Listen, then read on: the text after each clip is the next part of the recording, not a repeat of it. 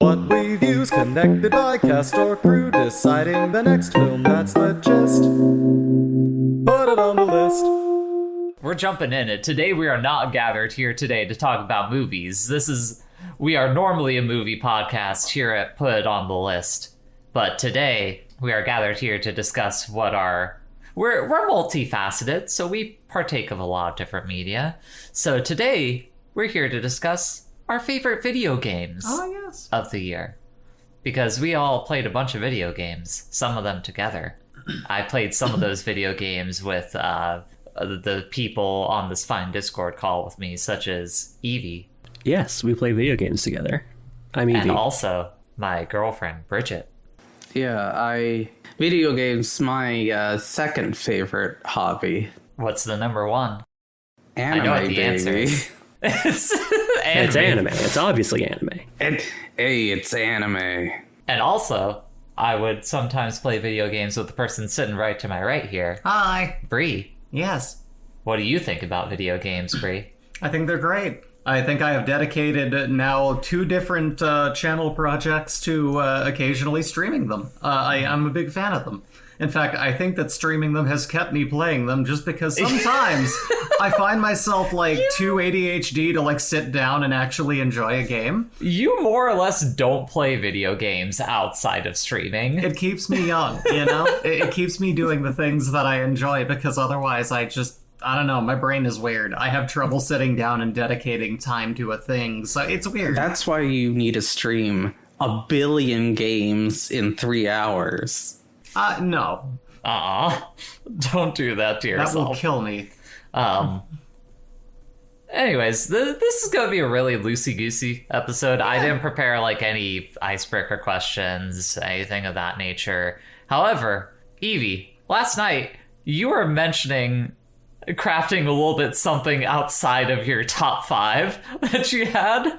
Would you care to share with the class? I did. I had a couple things that I was thinking about. Just some stuff that's we'll probably touch on a little bit as we're talking about our top 5, but more just stuff that's maybe just outside the purview of what our favorite games of the year were.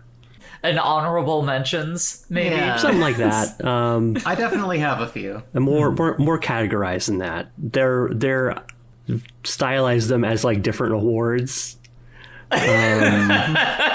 Oh man, Nice. It's Evie's Gamer Awards. That's Yay. right. Fuck Gamer you, of the Jeff. year. The real game awards are right here, baby.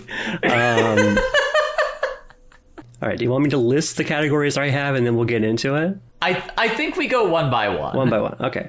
So I think the one we'll have the most to talk about is... actually, we should save that one because I think that will lead into the top 5. Because I feel like it'll... Wait, hold on. If that's the case, should we just go round robin with our honorable mentions, and then at the end of each one, Evie, you cap us off with your Oh, sure, award yeah, that's a good for way to do an it. honorable. That sounds good. Let's do that. Okay. So one of my really big honorable mentions is a super late entry. It's specifically the Buckshot Roulette multiplayer. It is so fucking good. I have not touched any of the single player, but Buckshot Roulette is just so perfectly crafted for sitting around and bullshitting with your friends in its mechanics. You just get that good there's a Mario Party minigame-esque vitriol that kind of can burn inside of you as you play more and more of that. But also, as I could tell from the look that Bridget is giving me, you could similarly treat it as a Mario Party minigame and just be an agent of chaos in it. I love it so much, to the point that every time we hang out, I have to get right on the microphone and ask, does anyone want a buckshot tonight? Are we feeling it this evening, girls? It's really good. Yeah, I mean, it's just... Oh, go ahead. Brie. Sorry, go ahead. Oh, no. I was just going to say, I love the ability to bullshit. I love the ability to, I know what the count is and they don't, and I'll just start spitting random numbers like there's nothing but blanks now, and I'm lying. I've actually, and here's the thing too, I've played it now on first player, and that's just actually the first couple rounds is all that you get for first player, and it teaches you how to play the game. It's just really what do you call that? A tutorial. But like, yeah, no, so it's meant to be a multiplayer game, but like I've been playing it just with randos online. My favorite thing about it, there's no voice chat. They got that right. They understood no one wants to talk to people who want to play this game. Yeah. And it adds nothing. The anonymity helps. So like, you know, and that's very much a part of its aesthetic, it seems. So like with that, getting to play with people you don't know what they're gonna do, you have like, you don't even know their mentality with these games, that's a lot of fun. Mm-hmm. And so I've done some streams where I'm just playing complete randos, and it could be like, it's just fun to learn how to read people. Yeah, totally. What were you gonna say, Evie? Yeah, I think, Jay, I think you said the game's kind of like fucked up Uno, and it does, like, it serves that kind of function where you could just like, you could throw it on with some people and just like have a good time and while you're hanging out. But it has like a very scummy aesthetic, which is like, kind of truly gets to the heart of Uno. At the end of the day, it's like colorful card games, but it's if like someone's real busting Uno. out, it's like, and it's also just like, it's also just funny. It's a very funny game. Yeah. Yes, as anytime you have like a 50-50 coin flip on a blank or a live round, which I guess we probably should describe the basic conceit behind the game, which is you are essentially playing Russian roulette with a shotgun, round robin around a table. With hit points and lives. Yes. Yeah, and the You can shells really are take loaded. that buckshot. The shells are either live or blank, and you don't know the order in which they've been loaded. So that's But you kind know of how where many live and how many blanks are yeah, in there. you just and know it's- the quantity of each. And so that's kind of where like the skill part of it comes in, is like remembering how much is left and using that to figure out your odds at any given time.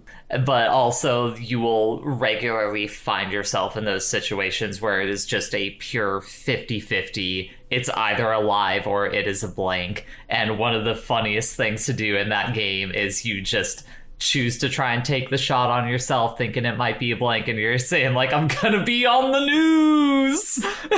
And you take the shot, and every time you get like it actually fires and hits you, like it's like, yeah, you are gonna be on the news. Even when front I'm- page of the papers. Even when I'm like perfectly sure that like it's a blank, there's something about the mentality of sticking a gun to your face that like raises your core temperature. Oh, especially a shotgun. Yeah, specifically. You got the Cobain view, and you're like, oh god, Yeah. how did my life lead to that? Oh right, I'm playing a game. This isn't Yeah. real. Oh god, but like there's something primal in you that responds to having a barrel in your face. It's quite the something. But yeah, that's my first like honorable mention. Bree, what do you got for an honorable mention? You know, one of my fun little honorable mentions is I played the game Detention. I feel okay. like that was like a really good point and click horror adventure for that genre, for, you know, that kind of game as well.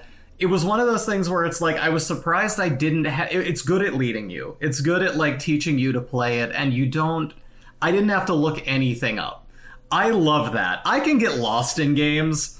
I can end up in a situation where I'm just like, you know, like I don't know what's going on. Like, you know, you figure it out though, but like it's solvable. Yeah. I feel like it did a really good job of like telegraphing what you needed to do, and it was well designed. It was a fun story, and there were moments where it was like, oh, okay, this is a little like, Yeah. you know. Totally. I it mean, was fun. that studio is very, very well regarded for the work that they've been doing. Red Candle Studio, right? I believe that's right. I think so. Detention, Devotion was the other one. That sounds correct. And then after two like very specific horror games, they put out Nine Souls this year, which is a game I really want to play. It's essentially like a 2D Sekiro. Oh, that's neat. So I need to play that at For some sure. point. Bridget, do you have an honorable mention you want to list off? Just one. I figure, like, I imagine all of us, like, picked 5, I Yeah. assume, like, as an honorable mention, something like that. Well, here's the thing. If we have an honorable mention that is on somebody's list, do we stop? I think the way that we should approach it is that if someone lists a thing first that someone has, like, higher up or is going to bring up later, that person should chime in and say, like, I have that a little bit later Yeah, we'll on talk my about list. that later. Let's circle back to it. And if it's also an honorable mention for you, we'll discuss it while it's up. Yeah. I've only got 3 left in that regard, so. Oh, okay. Yeah. There you go.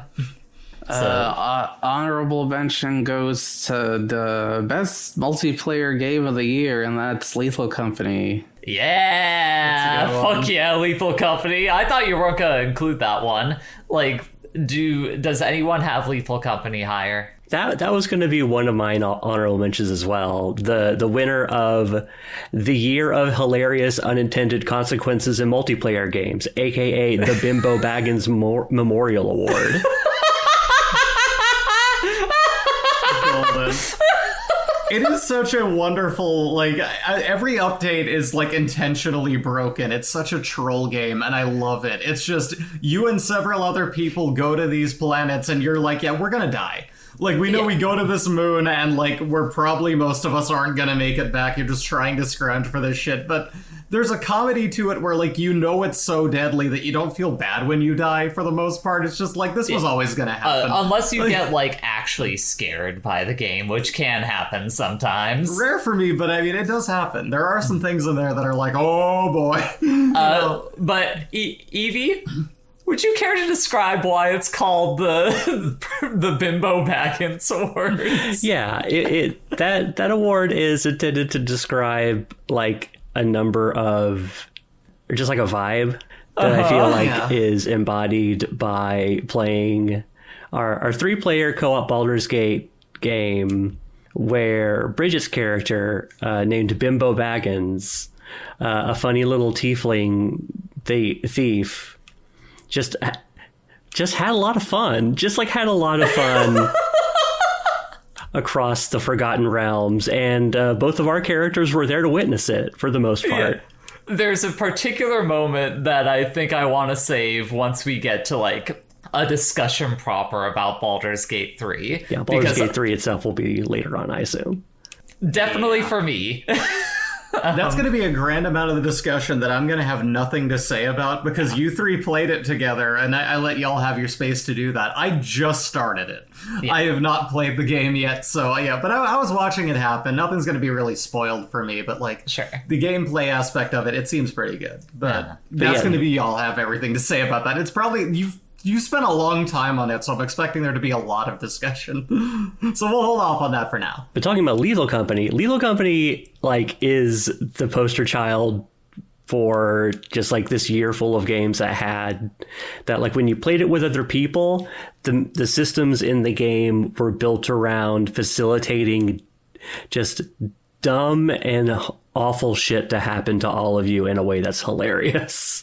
Oh, yes. Yeah, like this death is funny. That's a good thing in a game, you know? It feels like the year of truly embracing, like, friendly fire as a, like, comedic device. Like, understanding that, like, in the same way, this is where I'm gonna get, like, fake deep for a second here. Like, you've had over, like, the last decade and change of video games, like, narratives that, like, use the fact that, like, one of the main ways that people interact with video games is, like, violence.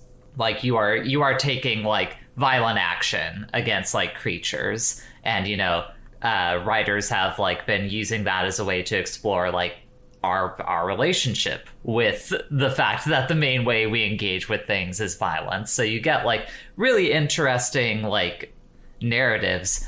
But this has been the year of people being like, but it is kind of really funny when you get these, like, unintentional, like, moments of, like, death and things of that nature, like Helldivers 2, Lethal Company, what was the other one that can't, like, Content Warning. Oh, sure. Like, Content Warning. just understanding that, like, no, yeah, violence and death are the main ways we, like, interact and understand video games, but there is a humor in that, like going back to like fucking like Looney Tunes and shit. Like it feels like video games embracing the Looney Tunes capability. Sometimes it's fun to hit your friend in the head with a big cartoon hammer. With a big cartoon shovel and just hear a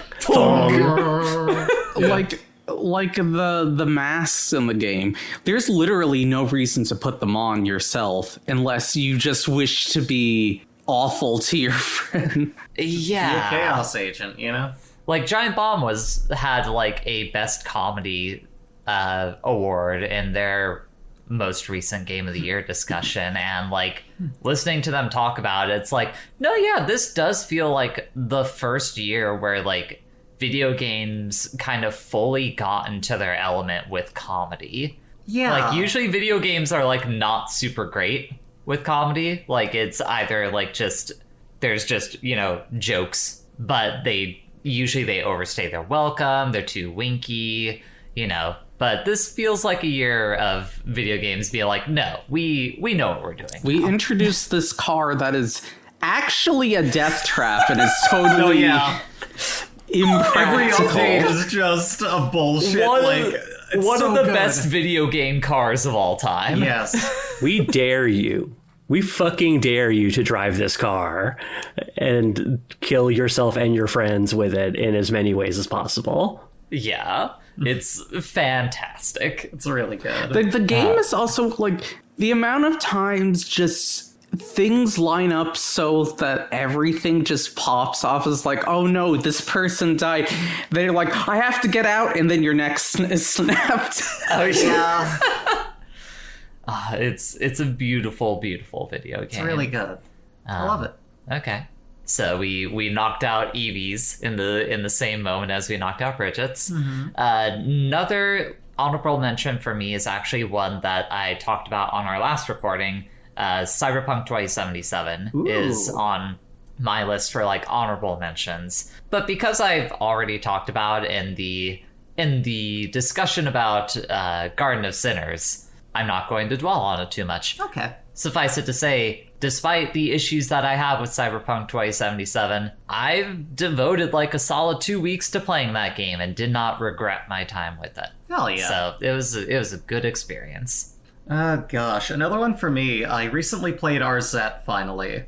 That was really fun. You know what it is? I've always wanted to play the Zelda CDI game, but I did not want to play a game like that without the quality of life stuff. Mm-hmm. Like and you say, did I? Yeah, I mean, it's a memeably just kind of doofy, fun little thing that like it suffers mostly by like its time and its hardware. But like, I was like, if they ever make something like this, that's, you know, a little bit more, you know, this has some quality of life, you know, kind of updates, you know, and like modern stuff.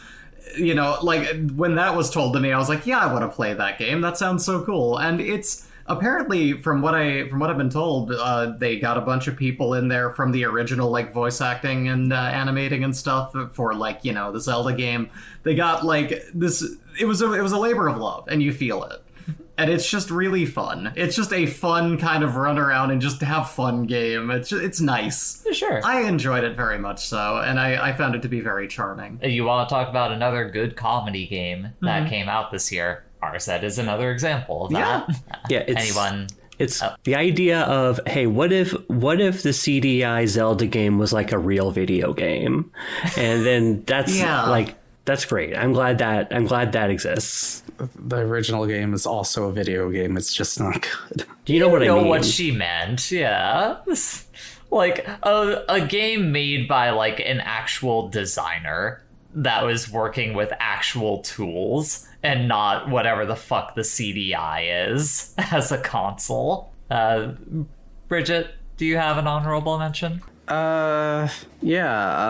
Speaking, let's keep the comedy tread. Home Safety Hotline. There's another one. That's true. Fucking Home Safety Hotline is another really funny video game. So, like, a video game where the concept is you are basically just in, like, the call center for this home safety hotline, except... You're a cryptid home safety hotline. Yeah, it has things like avalanches and, bees, but it also has Bed teeth. bed teeth and Different Dirt types shit. of like gnomes, kinda. Dirt shit. The one who delivers. What does he deliver? You don't know, but he will. Oh, he will. A lot of people die in this game. You don't hear them die most of the time. You just infer because you're like, oh, if this creature happened to you, whoever you're talking about is dead. Like, there's one that one of the creatures will pretend to be an object in a children's room and then eat them and Oh my conceal God. them. And it says there is no way to save, the creature eaten. It says on the bright side, it only takes 30 years for it to digest. But the main problem is you'll die from asphyxiation, most likely. That really is kind of the Lovecraftian nature of that game, wherein because it is such a, like, inferred by text and, like, hearing things, your mind has to fill in, like, the reality of what's going on, and, like, in that dwelling on it, it becomes such a greater horror. That kind of just... What's the word for that? That's like, there's a word for that kind of horror that is more, like, mental. Psychological. horror. It's not just psychological. I don't know. There's another thing for it, like what you would call what Lovecraft does, without having Lovecraftian. Oh, like without having to say his kind of name. like weird Eldritch. horror. Eldritch. I think Eldritch. That's what I'm thinking. But it's, I don't know, something like that. Point is, it's the fact that you need to, like, kind of ruminate on what's going on. Like, your mind does the painting there. It creates this, like, it's this deep-seated horror with what's really going on with it that it doesn't need to show you. Mm-hmm. And that's really cool. I love to see that in a game. Totally. I will get to playing it eventually, I promise. Like, one of them is just known as a time wisp, where if it touches you, it'll show you the exact moment and date and method of how you die. And people affected by it will just have to live with that. Congratulations, you now know the exact moment and method where you're going to die. What you do with that information, Entirely up to you. up to you. Most people are not very happy about this fact. As they would tend to be. Yeah, Eldritch or cosmic horror, I guess. is what I was looking for. Cosmic horror. Yeah. Yeah. Okay. Like But, I think the thing that sorry. kind of makes it like it splits the difference between being horrifying and funny just by it's all this horrifying stuff, but presented in like a completely like mundane and absurd way. Yeah. Exactly. like- One of the best parts of like the base game is you have like a regular caller that's just like crank calling the hotline, like has a voice modifier on, like the picture that displays for them is like a weird jumble mess of a face, and they keep like just fucking with you, and they end up getting like they get like swatted or something like that by like whatever cult is behind Effectively. yeah. And that moment is terrifying, but every time they come up in the middle of your day that you're working through, it's always funny. Like it feels like a fucking Longmont Potion Castle bit for a split second. And some of the calls are just funny in the ways it's presented. It's like, because you have to figure out what they're calling about. And sometimes the call is just like, oh my God, it's an avalanche. Help me. What could this be? Totally. All right. Evie, what's your next award? My next award takes us a little bit off topic to board games are dope in the year 2024. All right. For those who don't know, I have a local board game night group that I go to and play board games there. And one of the stands out from this year was the board game adaptation of Slay the Spire, which is a lot of fun and kind of ends up being like a co-op version of that game and is like a very good adaptation of it. We've also been engaged in a ongoing Lancer campaign. Shout outs to my character Tuesday Heartbreak and her mech called A Discussion of Philosophy. That's been very cool. Also, I've been with my regular Rabbit and Steel group, which will come up later. We've taken a break at some points to play stuff via Tabletop Simulator, including a couple of Commander nights, Magic the Gathering Commander, which has been very fun. But the recipient of the Board Games Are Dope in the Year 2024 award is Kingdom Death Monster, which is a wild communal survival story game where I think I've heard of this one before. Yeah, you play as just like a group of just like people who wake up on a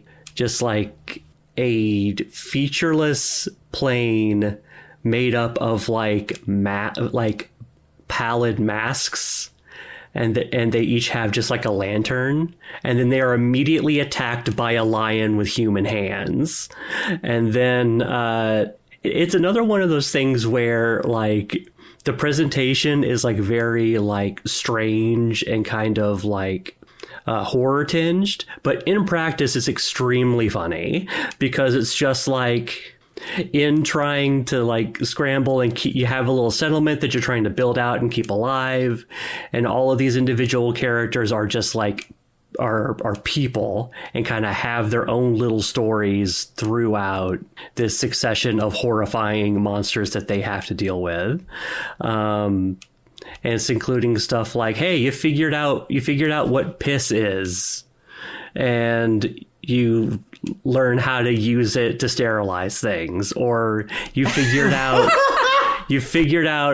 like how to build a house, or like that cooking things is good. And so it's just like you're basically just like a bunch of little cavemen, and then like the Slender Man comes to kill all of you, and like what do? Like you mostly just you kind of just die. Like that's what happens.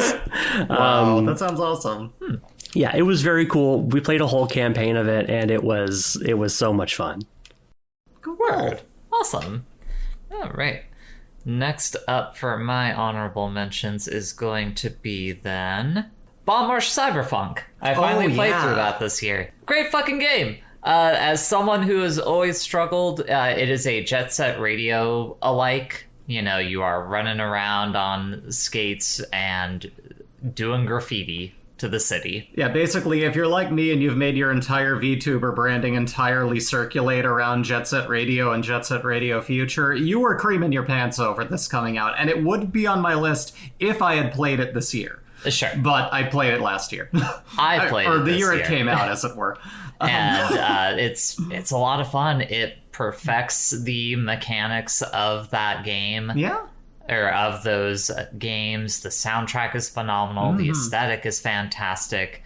Literally, the only problem I have with that game is the same problem that I have with the Jet Set Radio games, which is anytime you have to fight enemies, I don't like doing that.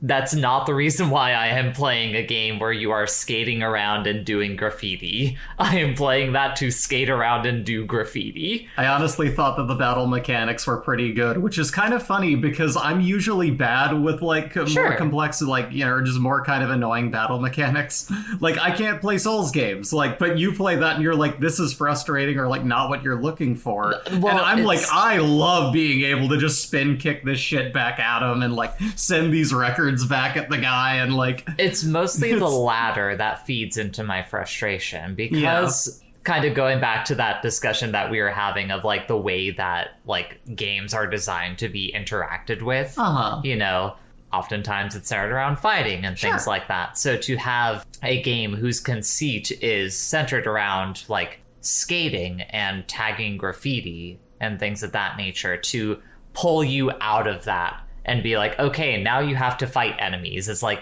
I'm not here for that.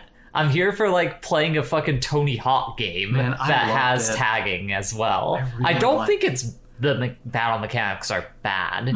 I just don't want to engage with that part of it. Yeah, I played like an hour or so of Bomb Rush Cyberpunk this year, and like I think it's really cool. But the first time that they had like first time you fight that boss, like the lady with the rocket the like rocket backpack, and she's just kind of like around, and like you're kind of trapped in a big rectangular room to handle it. It's just like, this is not what I came here for.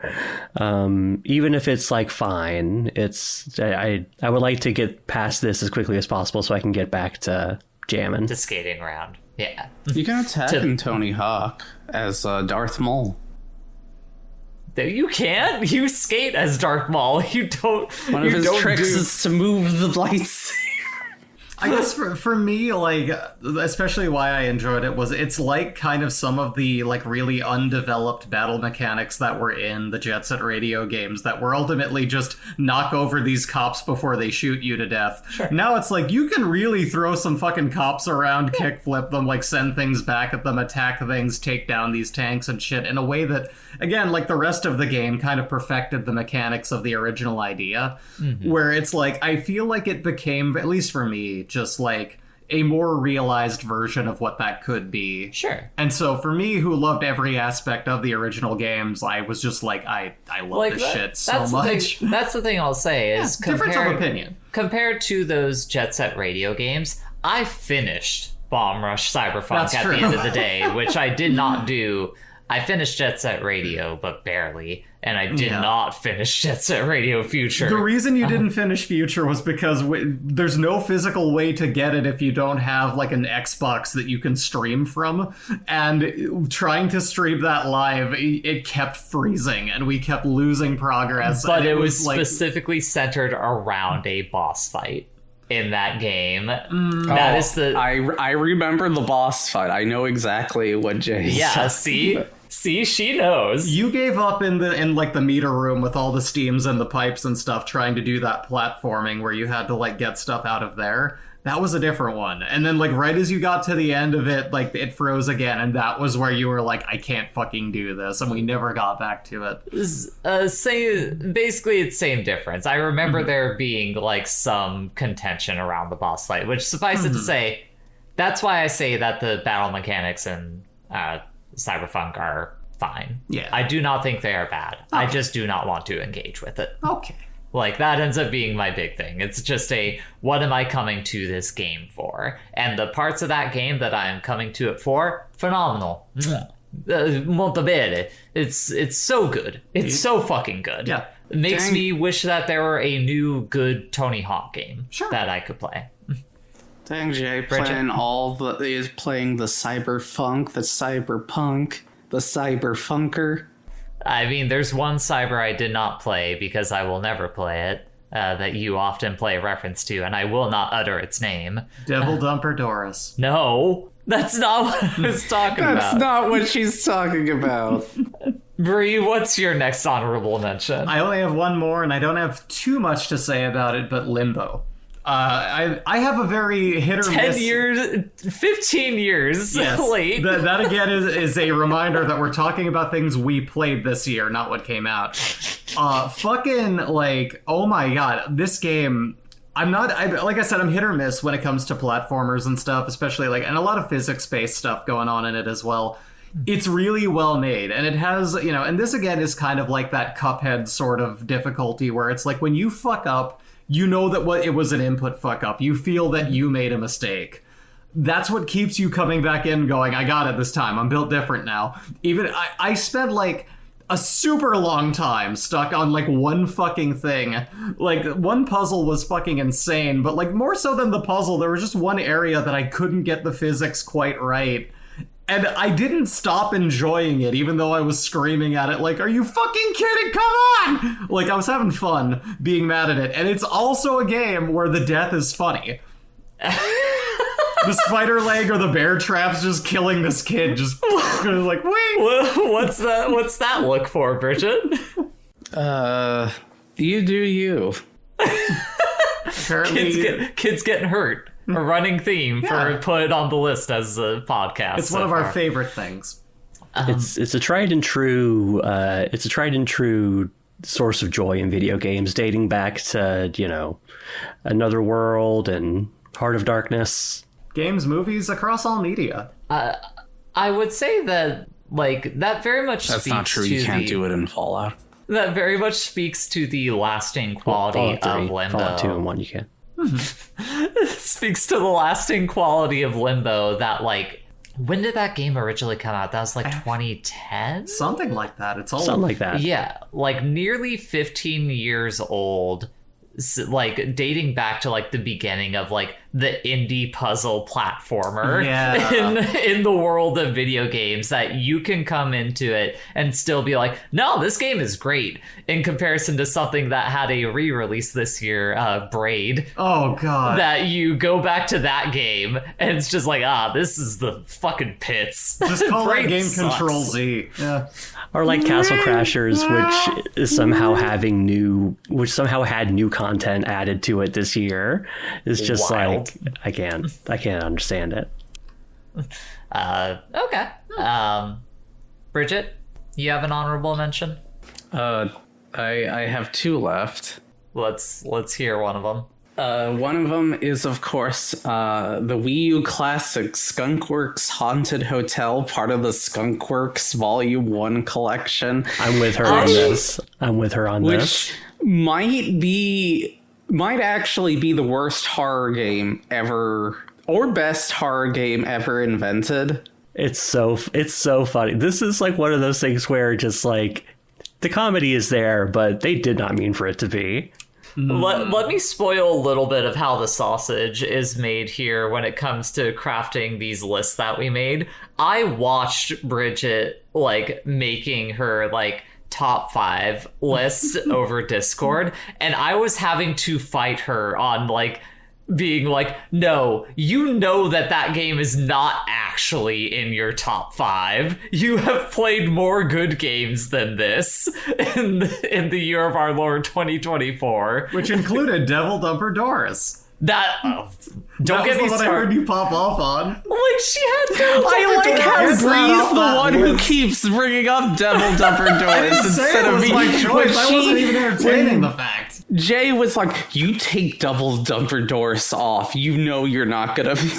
She Because meant that. literally the only reason there was a revolution on the internet among weirdos on the It's because for Danny Devil from the Dumper- Restro Pals, but One, because of Danny. Thank you, Danny, for popularizing Devil Dumper Doris. But it's because its name is Devil Dumper Doris. It's so Outside funny. of that, It's a great title. it's a completely hey, Hexagon Witch speedruns Devil Dumper Doris. It's a completely insignificant video game. People From speedrun top Big to Rigs. bottom. It's honestly Yeah. probably my second favorite use of triple D's in a phrase popularized in the previous year. And it's Triple really D's good. nuts. It's really good. Triple D's nuts. Fantastic. All right. Anyways, as I was saying, Haunted Yes, Hotel sorry. is a great thing. When you go past certain rooms, like a shitty Photoshop clown screams at you that's briefly, you can knock on the door multiple times, and it gets louder each knock if you stack it on top of each other. The entire time, a cover of Hotel Hotel Shitty, California is like- playing. Goth rock cover of Hotel California is playing. Oh, it's so You- bad. You cannot die in the game. There's literally no way to die. That takes away from the horror a bit. It's not a horror game. The game has a memory leak that will cause the game to glitch and slow down the longer you play it. And so most of the time when you meet characters, they are not in their intended position because they've been pushed through a wall because of the leak. And effectively the difficulty of the game is getting through it in time before the game just slows down so much that it becomes literally unplayable. Like walking with up to your waist in molasses. Is the memory leak intentional? Absolutely. Because if so, No, okay. You don't do a memory leak intentionally. Here's the thing. I was thinking, like, if this is supposed to be, like, kind of a Hotel California sort of, like, dithering, losing your mind, going insane shit happening, if you did that right, it could be a novel concept to have the game slowly deteriorate and you need to get through it before it breaks. Reimagining the true best scenario where, like, this is an art horror game. Akin to something in the same pantheon as, like, the Bubsy visits The James Turrell exhibit. Yeah. Like it could be up there with that if they really truly put in that. But it sounds like it was just an issue that was, like, bad programming. So Yeah. I mean, they didn't have expansion pack like DK64 to, like, get rid of the memory leak. And what were you gonna say, Evie? Oh yeah, I can't imagine that the memory leak is intentional, but like in the hour that they spent testing this entire collection of games, they ran into it and were just like, no chippable, and just like moved on. Yeah, a collection with, by the way, before you select the game, it plays It's the best day of our lives. Dun, dun, dun, dun. The Green Day song. Oh, right. It plays an instrumental version of Good Riddance by Green Day.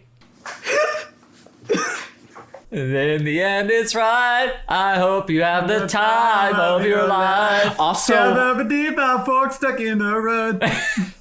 Also on the fourth floor, and only the fourth floor, the hotel has 24 floors. 20 rooms. Yeah, 20 rooms. Anyways, yeah, go get a Wii U and download that game from the... Don't do that. Yeah. It says Volume 1, which makes me think of, like, somewhere the idea for 2.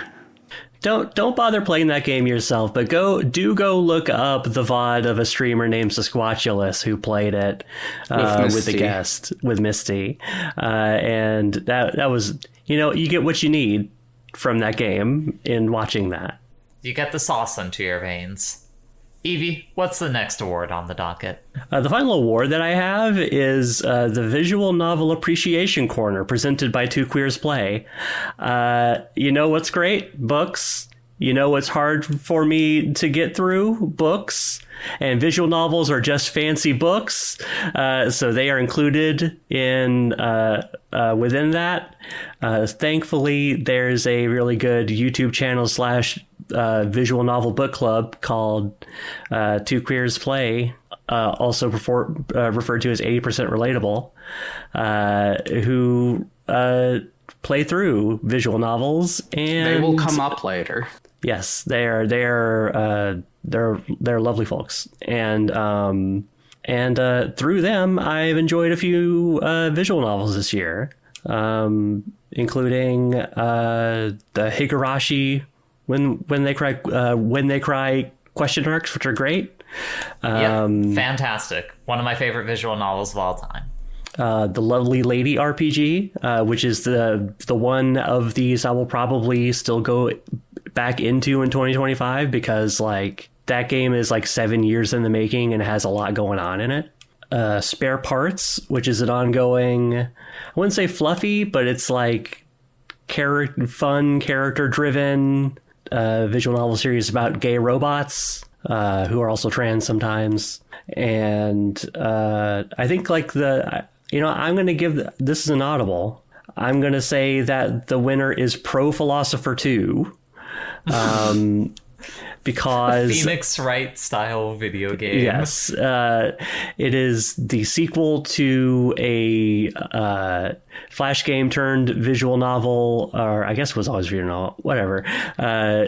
Socrates Jones Pro Philosopher, which is a riff on Phoenix Wright, Yes. where like it's exploring different like philosophical ideas in sort of like a 101 fashion. The first game kind of covered like a moral philosophy, but the second one covers different types of political philosophy. and kind of goes from Confucius and like the idea of like the great man all the way through, or like a sort of discussion between liberalism and libertarianism as presented by John Rawls and Robert Nozick, I think are the right names for those guys. And they do, their thing is fun because it's like it's like a weird tag team match thing that you're doing with them. But basically it's just a succession of political thinkers like presenting their ideas in like a sort of 101 fashion, in like a kind of like a Phoenix Wright style cross-examination sort of thing, where you're kind of discussing them and kind of like getting to contradictions within them and how like they see those contradictions in their work and then like further kind of expand upon it to address them. And it's set against the backdrop of a story about political cynicism in the political system, and what does it mean to be someone who has to engage in politics like today, and like what use is that, like thinking about this kind of stuff in that way to someone who exists today. And like it manages to end up in a place where it has like where it addresses that stuff without having to be just like without having to be like, if you're selling your game on Steam, you can't advocate for open violent revolution, but like knowing that they get to a fulfilling conclusion with that, which I think is pretty impressive. That's a hard plane to land given the subject matter and the times we live in. And the fact that they are able to do it and do it with like charm and humor is like, I think that's really special. And I think it's worth checking out. For sure. Fantastic. Speaking of visual novels, my next honorable mention, I have two more, with this one included. Slay the Princess. I finally played that this year. Phenomenal visual novel, to the point that like having played through it and properly finished it, like I'm thinking about writing about that game, and specifically like why video games love metafiction as like an idea to engage with, and why I think they're kind of the perfect medium through which to engage with that concept. My favorite thing about Slay the Princess is once you know that the studio that made that game, which is effectively like just two people, Black Tabby Studios, they had a game that they did the first chapter of before this called Scarlet Hollow, right? Yeah, they've done the first 4 episodes of it and have like 3 or 4 more left to go. Gotcha. And like that is very much a game that's lauded for how well it considers like the choose your own adventure quality of like dialogue to it, and the ways that those things like kind of stack up and have ramifications throughout the course of the story. Once you consider that idea, it is impossible to not view Slay the Princess as like a metafiction about how like the creative process is like a fucking nightmare to engage with. Like how like trying to account for like the story that you want to tell and the way that players are going to engage with it, but also how the way that they are going to engage with it can ripple out throughout the story that you want to tell, is a Herculean task that is just going to fucking drive you insane.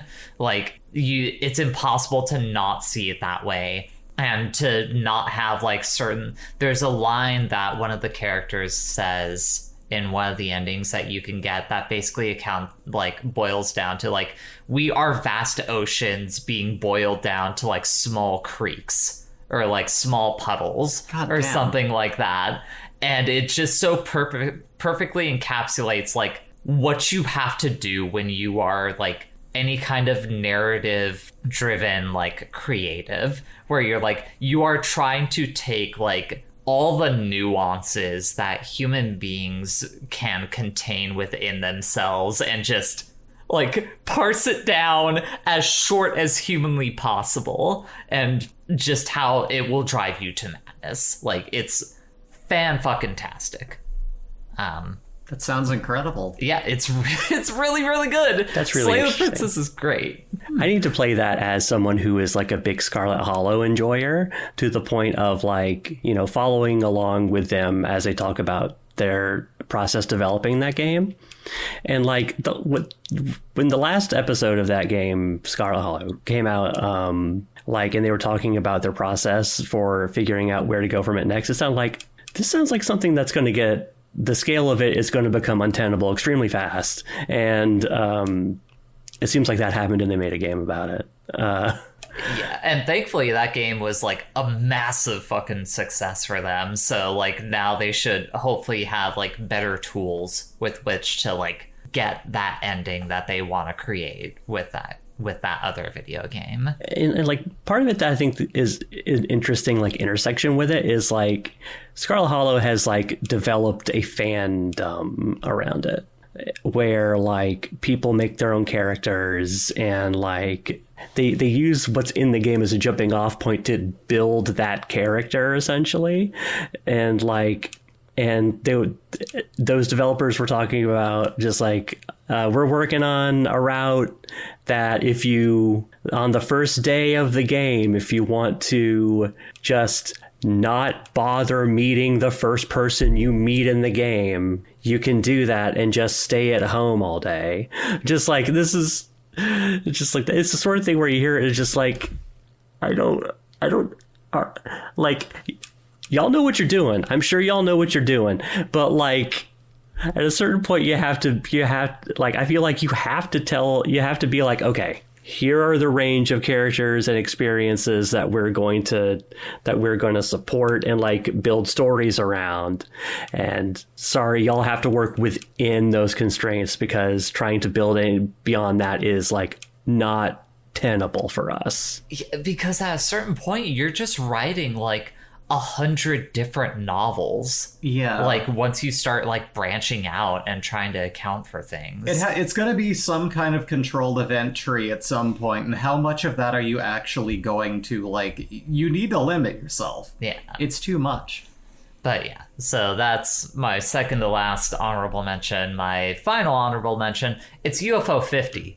Oh, God, yeah. Yeah.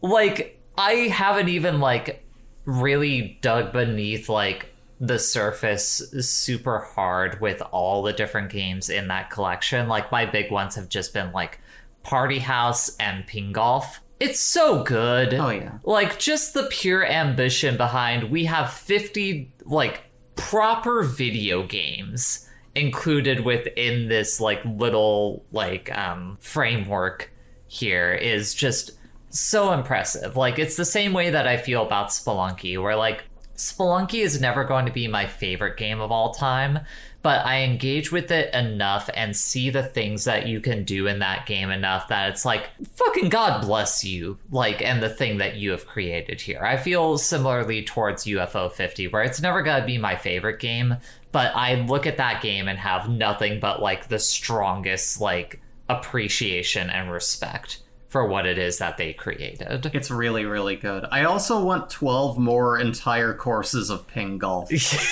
Oh my God. Hell yeah. Yeah, that's one of the Like- things that's like, I feel like it was the whole thing where it's just like, it's 50 like full-fledged games. Like, I think that was maybe a little overblown, because like I feel like if they were selling a lot of these games for money in the 80s, like Ping Golf would have at least like 3 courses or something. Like, but like I think like that that's like the design target for each and every one of those things is just like. And the fact that they mostly like hit it is like so impressive. Like it's Quite genuinely. It is a really amazing thing that I keep coming back to. So okay. Favorite UFO 50 game.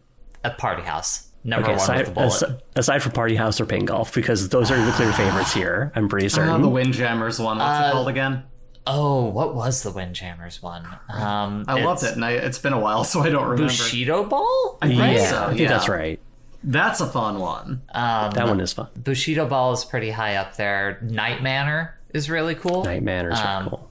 What was that one? It's like, Bridget, you and I were like playing multiplayer in that like a bit where like you're trying to get like the most rings in like a room. And You have to get each other's ring, and each character has very unique mobility and attacks. Yes, and like your attacks can like bounce off walls, so you can like kind of like call your shot thinking, okay, this person's gonna go for like the ring up here.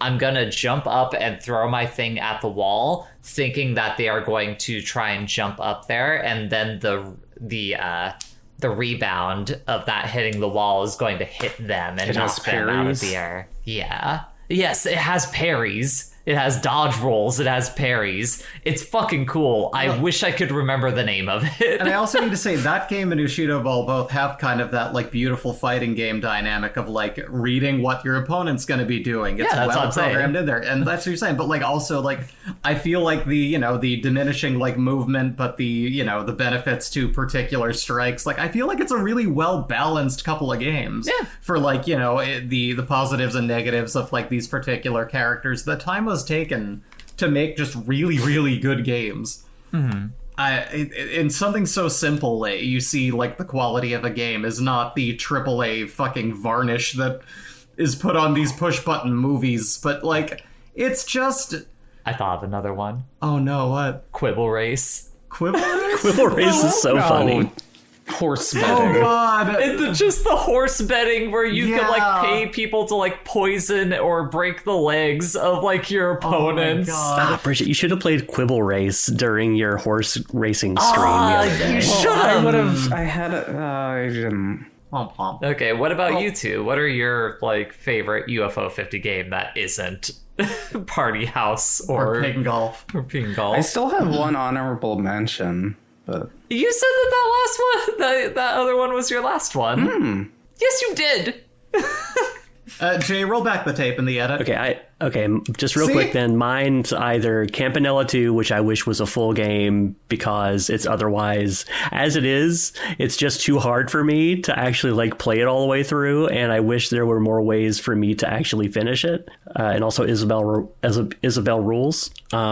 And the other one is Mini and Max because it's a game about getting small, but is scaled to an impossible level, and it's so cute and cool. Great game. Cool.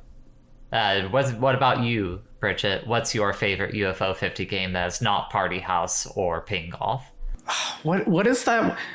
It's not the second one. It's the first one of those games where you have like 30 army people. Mortal. Mortal. Yeah. Mortal fucks. Those games are so fucking cool. Like, goddamn. Yeah. Like, I think that's maybe like the downside of the UFO 50 project is just like there are just so many fucking good ideas in there that Yes. like they're all kind of just they're all just shoulder to shoulder with each other, like, and they kind of like it's hard to for the ones that are like that shine but aren't like the top tier that everyone loves for them to kind of get the rub. Yes, like that ultimately ends up being the reason why it's just like an honorable mention for me, because like you get fixated on one game and like the ADHD kicks in as soon as you like try to touch any of the other ones. Like I want to fully play through Barbudo. I will never fully play through Barbudo just because of like the nature of that game. Also, I want a physical recreation of the UFO 50 computer with UFO 50 on it. That would be fucking tight. All right. It's coming out on the game clamp. We gotta get this last honorable mention out of the way. We're like an hour in. Oh god. We haven't even got to top 5. Bridget, what's your honorable mention? Oh, okay. It couldn't make the list, sadly, but it's Frogger the Great Quest. It's Frogger the Great Quest, a truly terrible video game Fans of Silent Hill 2 will love that there is a remix of Promise in that game. I genuinely don't understand why you have this as an honorable mention, because that is a game that anytime it comes up, like, you are almost vitriolic about it. You're like, ugh, Frogger the Great Quest. Similar to Blood-C, it is a fascination of how everything in this game sucks. Every single part of its design is terrible in a way where I'm just like, why did you even think of this? Why would you have your main character be so, like, disgusting and unlikable? When Frogger jumps, he makes a bounce sound. Glide, he can bloat himself to float. He spits goobers at people. When he lands from his jump, it makes a loud, wet, like, slap in a very disgusting manner. Literally, your motivation for this game is Frogger wants to fuck. That's it. He has to find a princess before he busts. I mean, to be fair, that's a lot of people's motivation. Incel Frogger. Yeah. You know what? The less time we spend talking about Frogger, the better. How about there's a Metal Gear Rex parody in the game where it's Metal Frogger Gear and the Chicken. quest for the red pill. I have one actual honorable mention before we shut it down. I played a The game called game glitches constantly.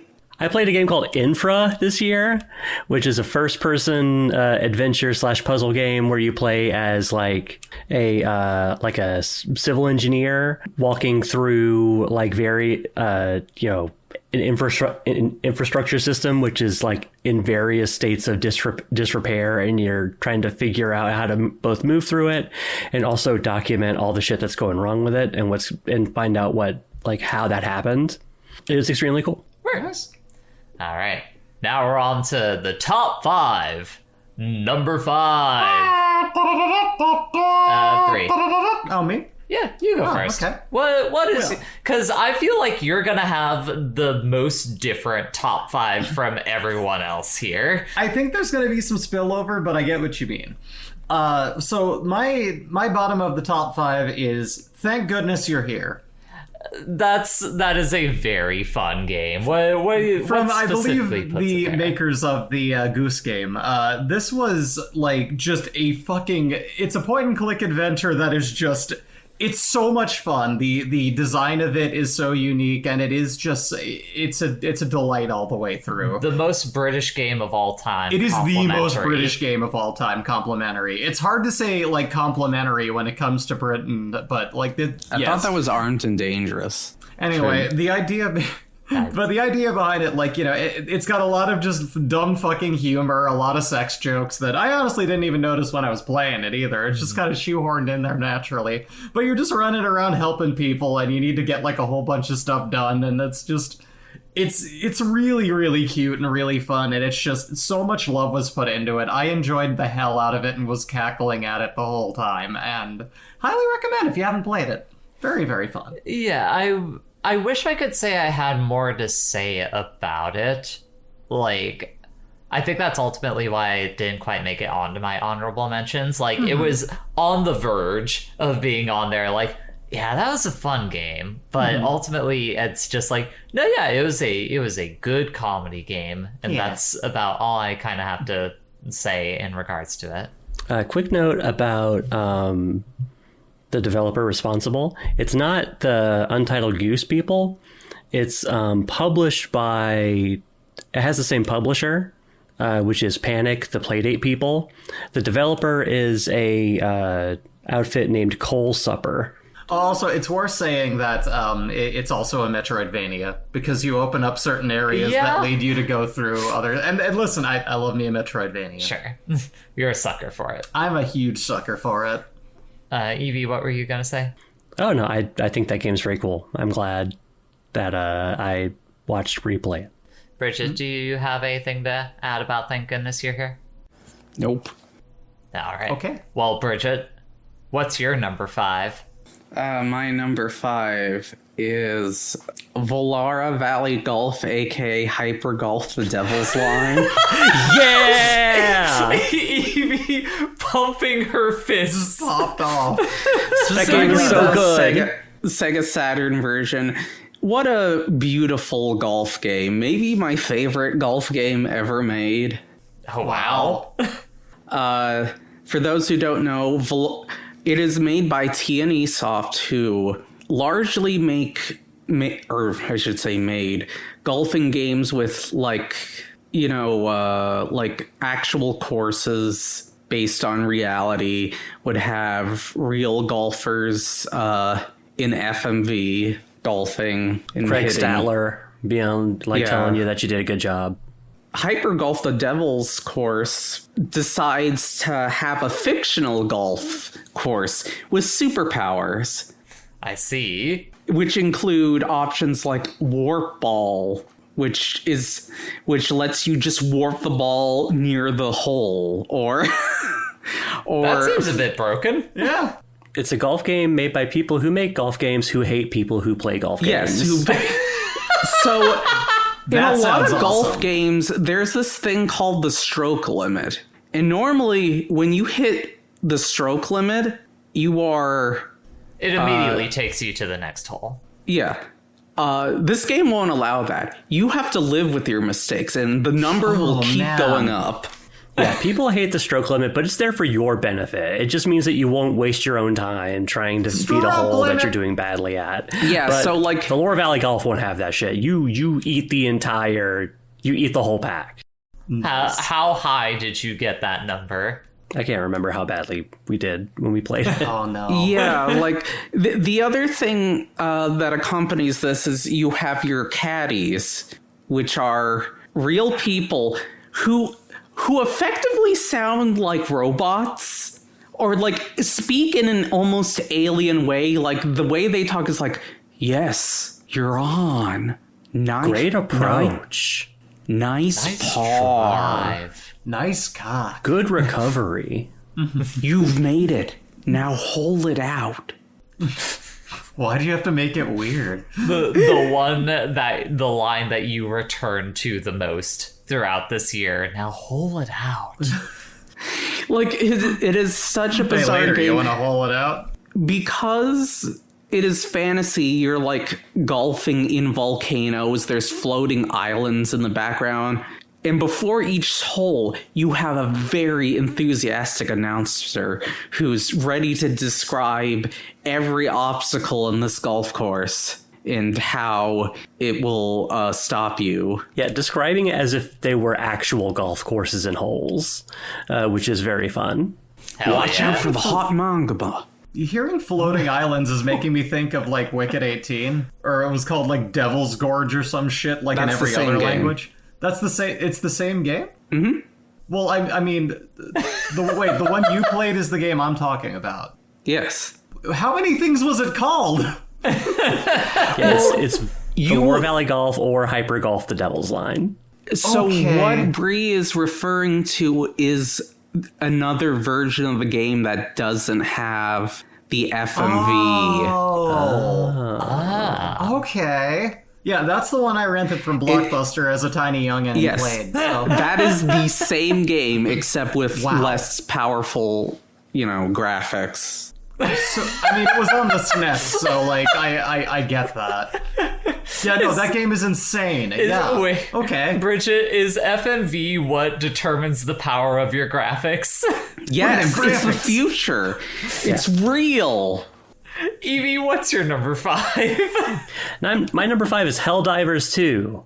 Ah, hell yeah. Yeah, another- You two talk about Helldivers 2 for a bit. Yeah, just another game of the year of unintended consequences in multiplayer games, where you just like drop airstrikes on your friends or shoot them with a turret or, have a lapse in attention and just watch them get murdered by bugs. Like it's just... It so Yeah. perfect, like it so perfectly hits the Starship Troopers vibe without actually like being a Starship Troopers game.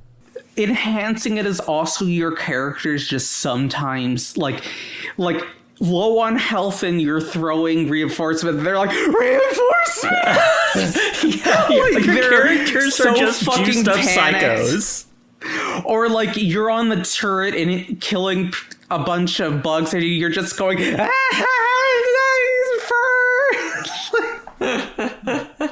We don't know what are the bugs after. Like they're like the even like the quote unquote serious people are like, we don't know their anti-democratic ways of these mindless creatures. Yeah, like what if Starship Troopers like more realistically depicted the Federation as a bunch of huge dumbasses, like who are just bloodthirsty and horrible, and then they just get like splattered across alien landscapes by giant robots. Like it's great game. I was a fan of the first Helldivers actually, and I was a little worried like coming into the second one, like how like it seemed like they moved to like a more approachable, like kind of over the shoulder third person perspective versus like the top down one that they had originally. And like I kind of wondered like with some of the marketing material whether or not like they got it tonally, but I think they got it. They understand. They know what they're doing here. Also on the list includes the recently added car, which is not quite the death trap of that Lethal Company is.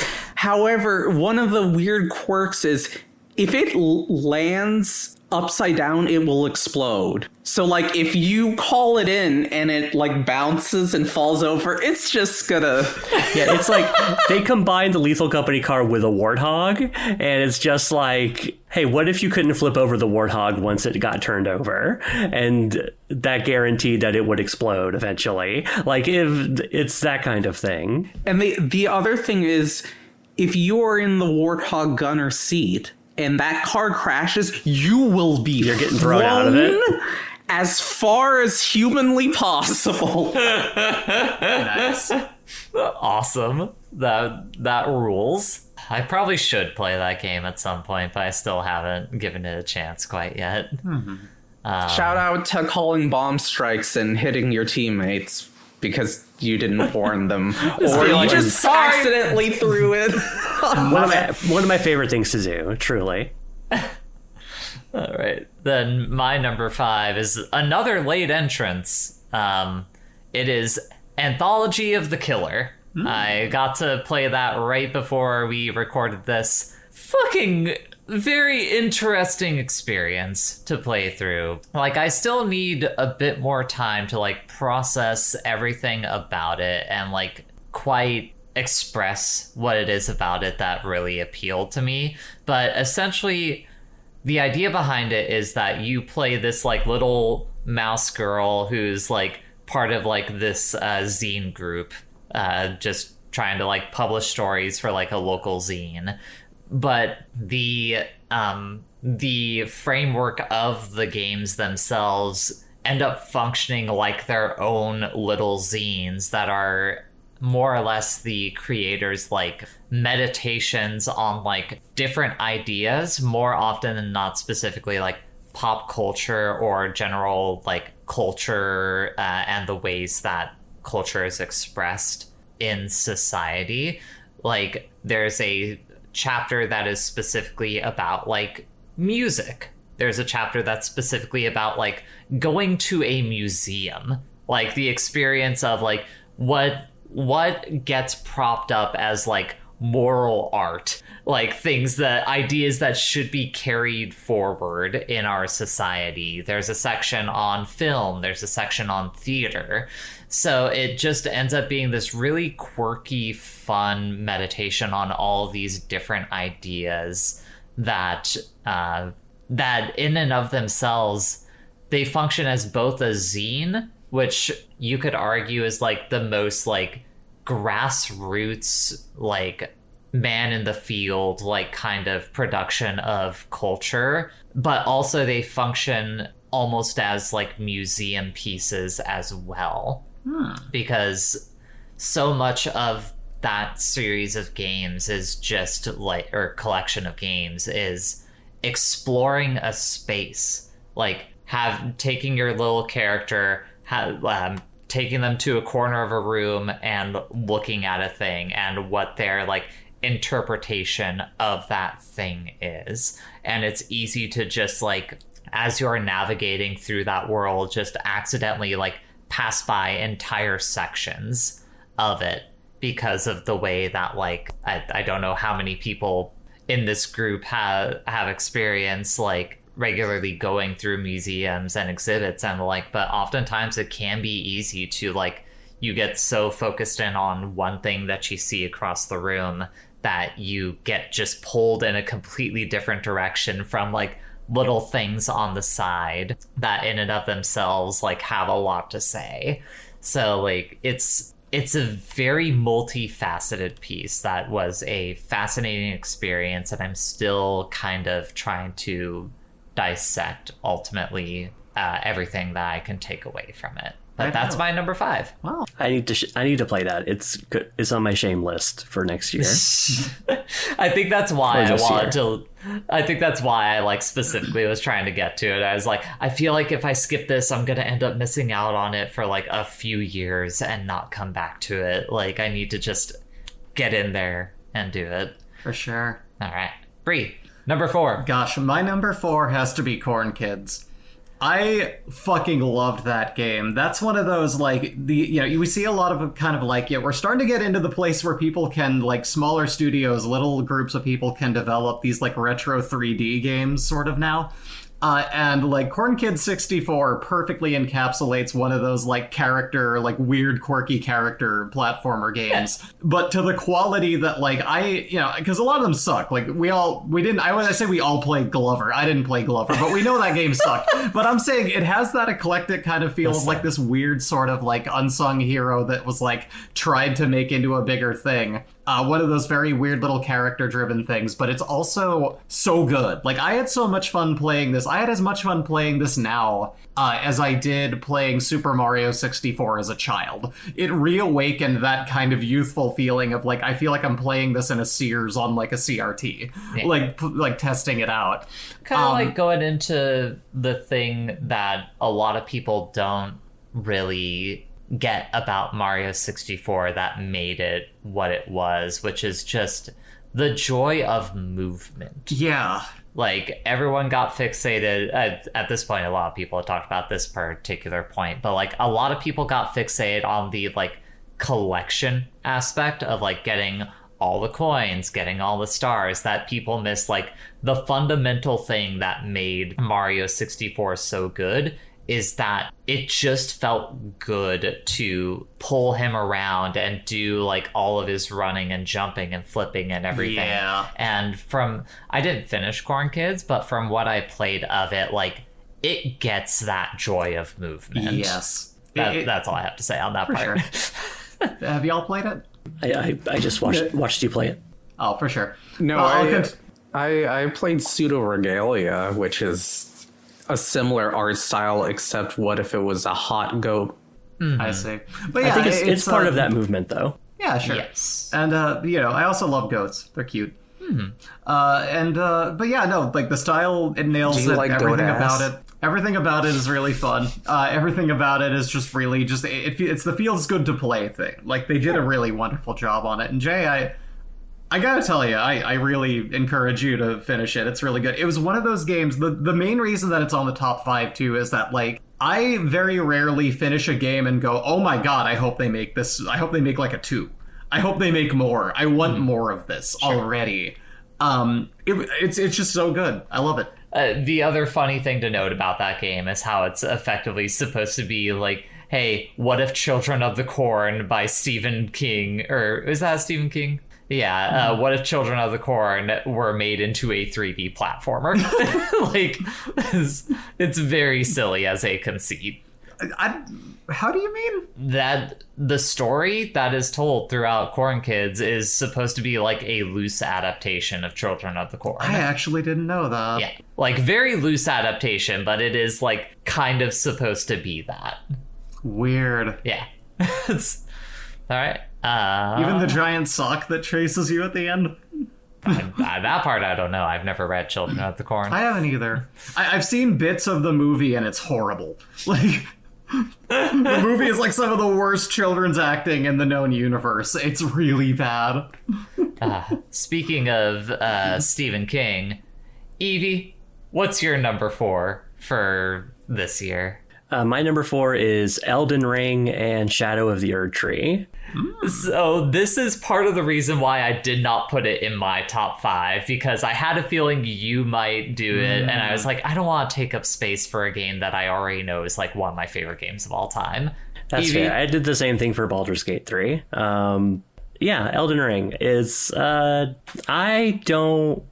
try all of the Souls games. I don't finish them. Like, I do not have, like, I don't have the tolerance for it. But playing through Elden Ring and Shadow of the Erdtree with Jay and Bridget, it was just such a wonderful experience.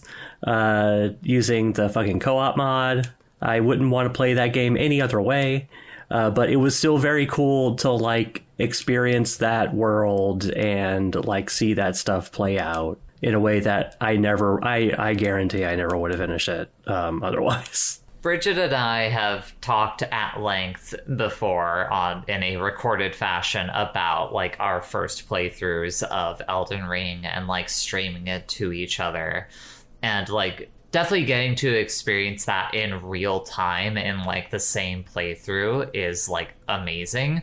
But the world of Elden Ring, it just so perfectly encapsulates all of the wonder that you feel going through those Souls games and, like, coming across weird shit for the first time or finding ways that things connect.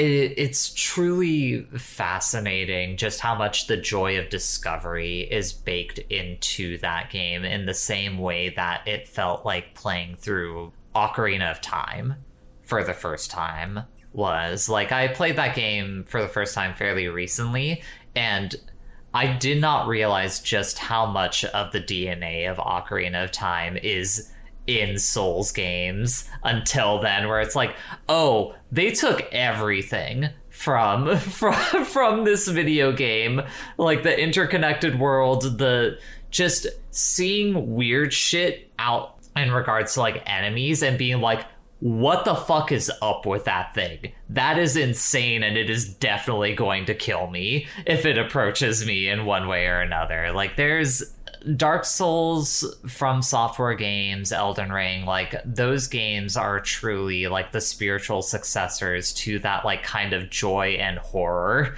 that you would experience in early, like, open world, like, 3D games. The Basilisk Eyes. Yeah, oh my god, the fucking Basilisk Eyes in Shadow of the Erdtree. There's a dungeon that you go into in that game.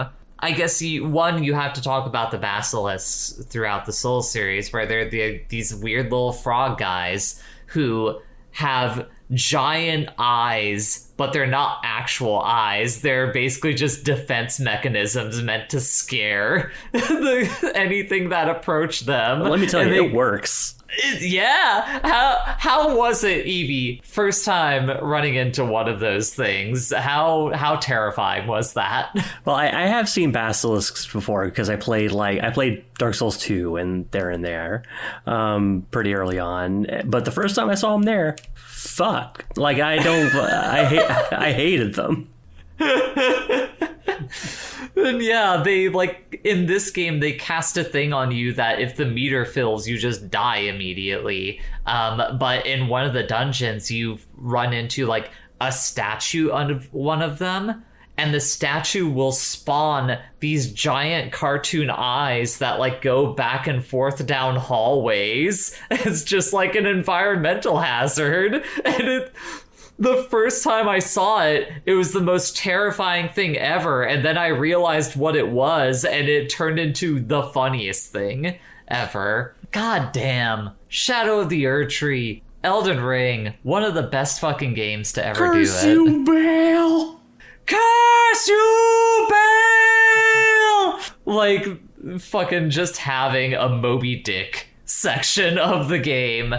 The verticality to the design of like the Shadow of the Erd Tree, like the fact that they have now taken this game that had already had such a wide expanse to explore on a horizontal level, and then just were like, okay, what if we added the Z-axis to it as well? Or it's just like, okay, great, now I have to find out what's at the top or at the very bottom of everything. It's fucking phenomenal. What a good ass video game. That's awesome. Yeah. Bridget, what's your number 4? My number 4 is related to movies because it's a sequel to Jurassic Park known as Trespasser Jurassic Park. You had to like really pitch it to me when you were trying to include this on your 5. So give me the pitch, because when I was watching you play through this game, I was just like, okay, it just seems to be a janky ass first person shooter. So Bridget, sell the people listening to this on why Trespasser deserves to be in top 5. So SK of 80% Relatable joined me for that was the tie-in. Okay. most of this playthrough, except one had Owen because SK was away. This game stars Minnie Driver as our main character, who is you never see her.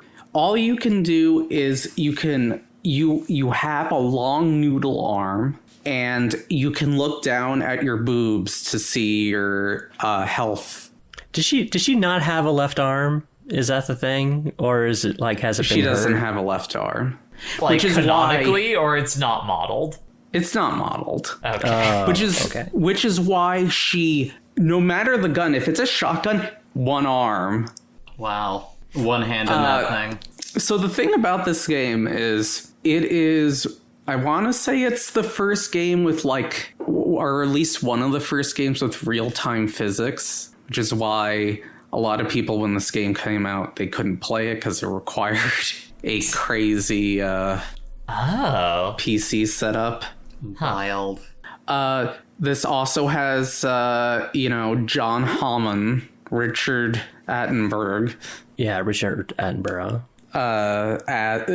Basically, he's the narrator of the game, describing how Jurassic Park came to be, and you are Minnie Driver going through the remnants trying to figure out. Your plane crashes on the island, so you're stuck there and you're trying to get out. So you have the only way to fight in this game is with your guns.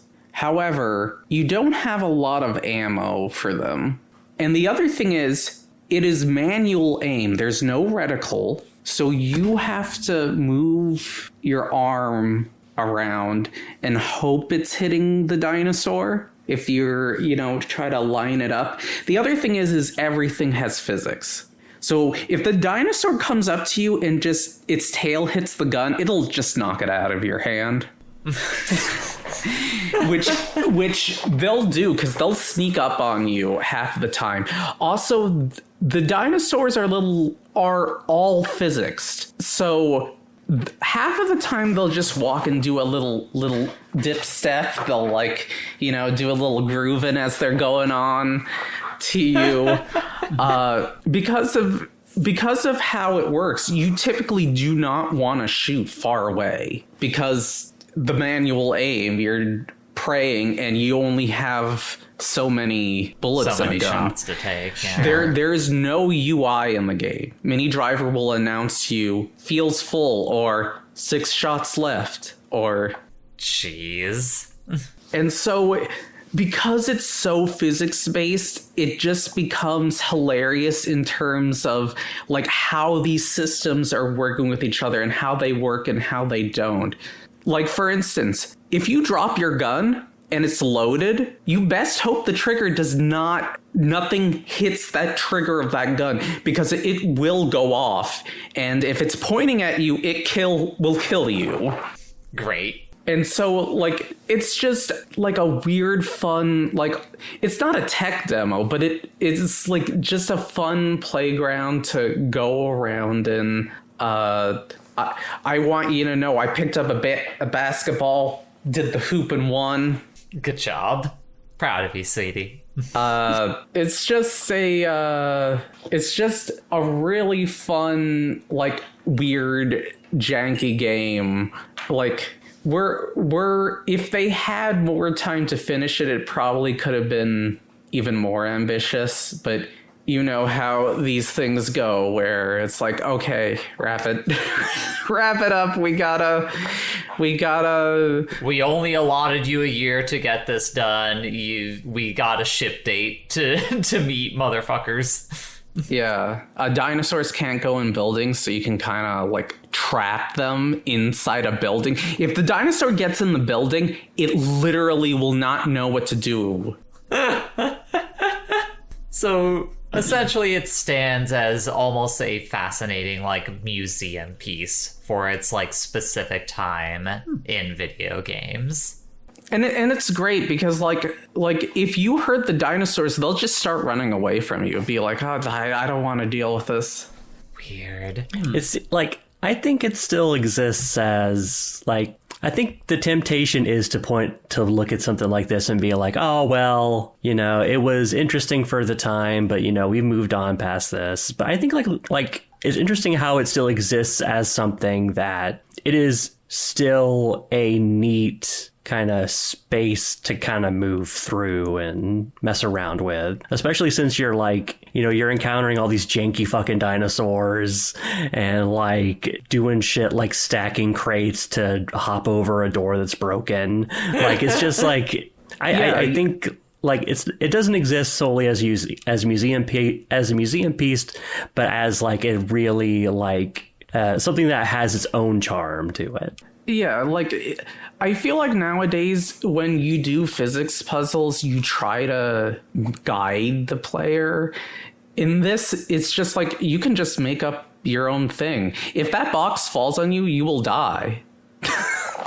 Yeah, you better hope you stacked it right. Stack it right. Oh, God, Dad, now I'm thinking of the time the dinosaur took my fucking gun with it.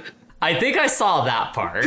I think I remember seeing that part of the game. That sounds awesome. Yeah. My number 4 is Balatro. Does anyone have Balatro higher? I do. That's my number 3. Yeah. Okay, then we can save. Well, actually, since I'm the last number 4, we could just transition into talking about Balatro unless anyone has it higher. I do.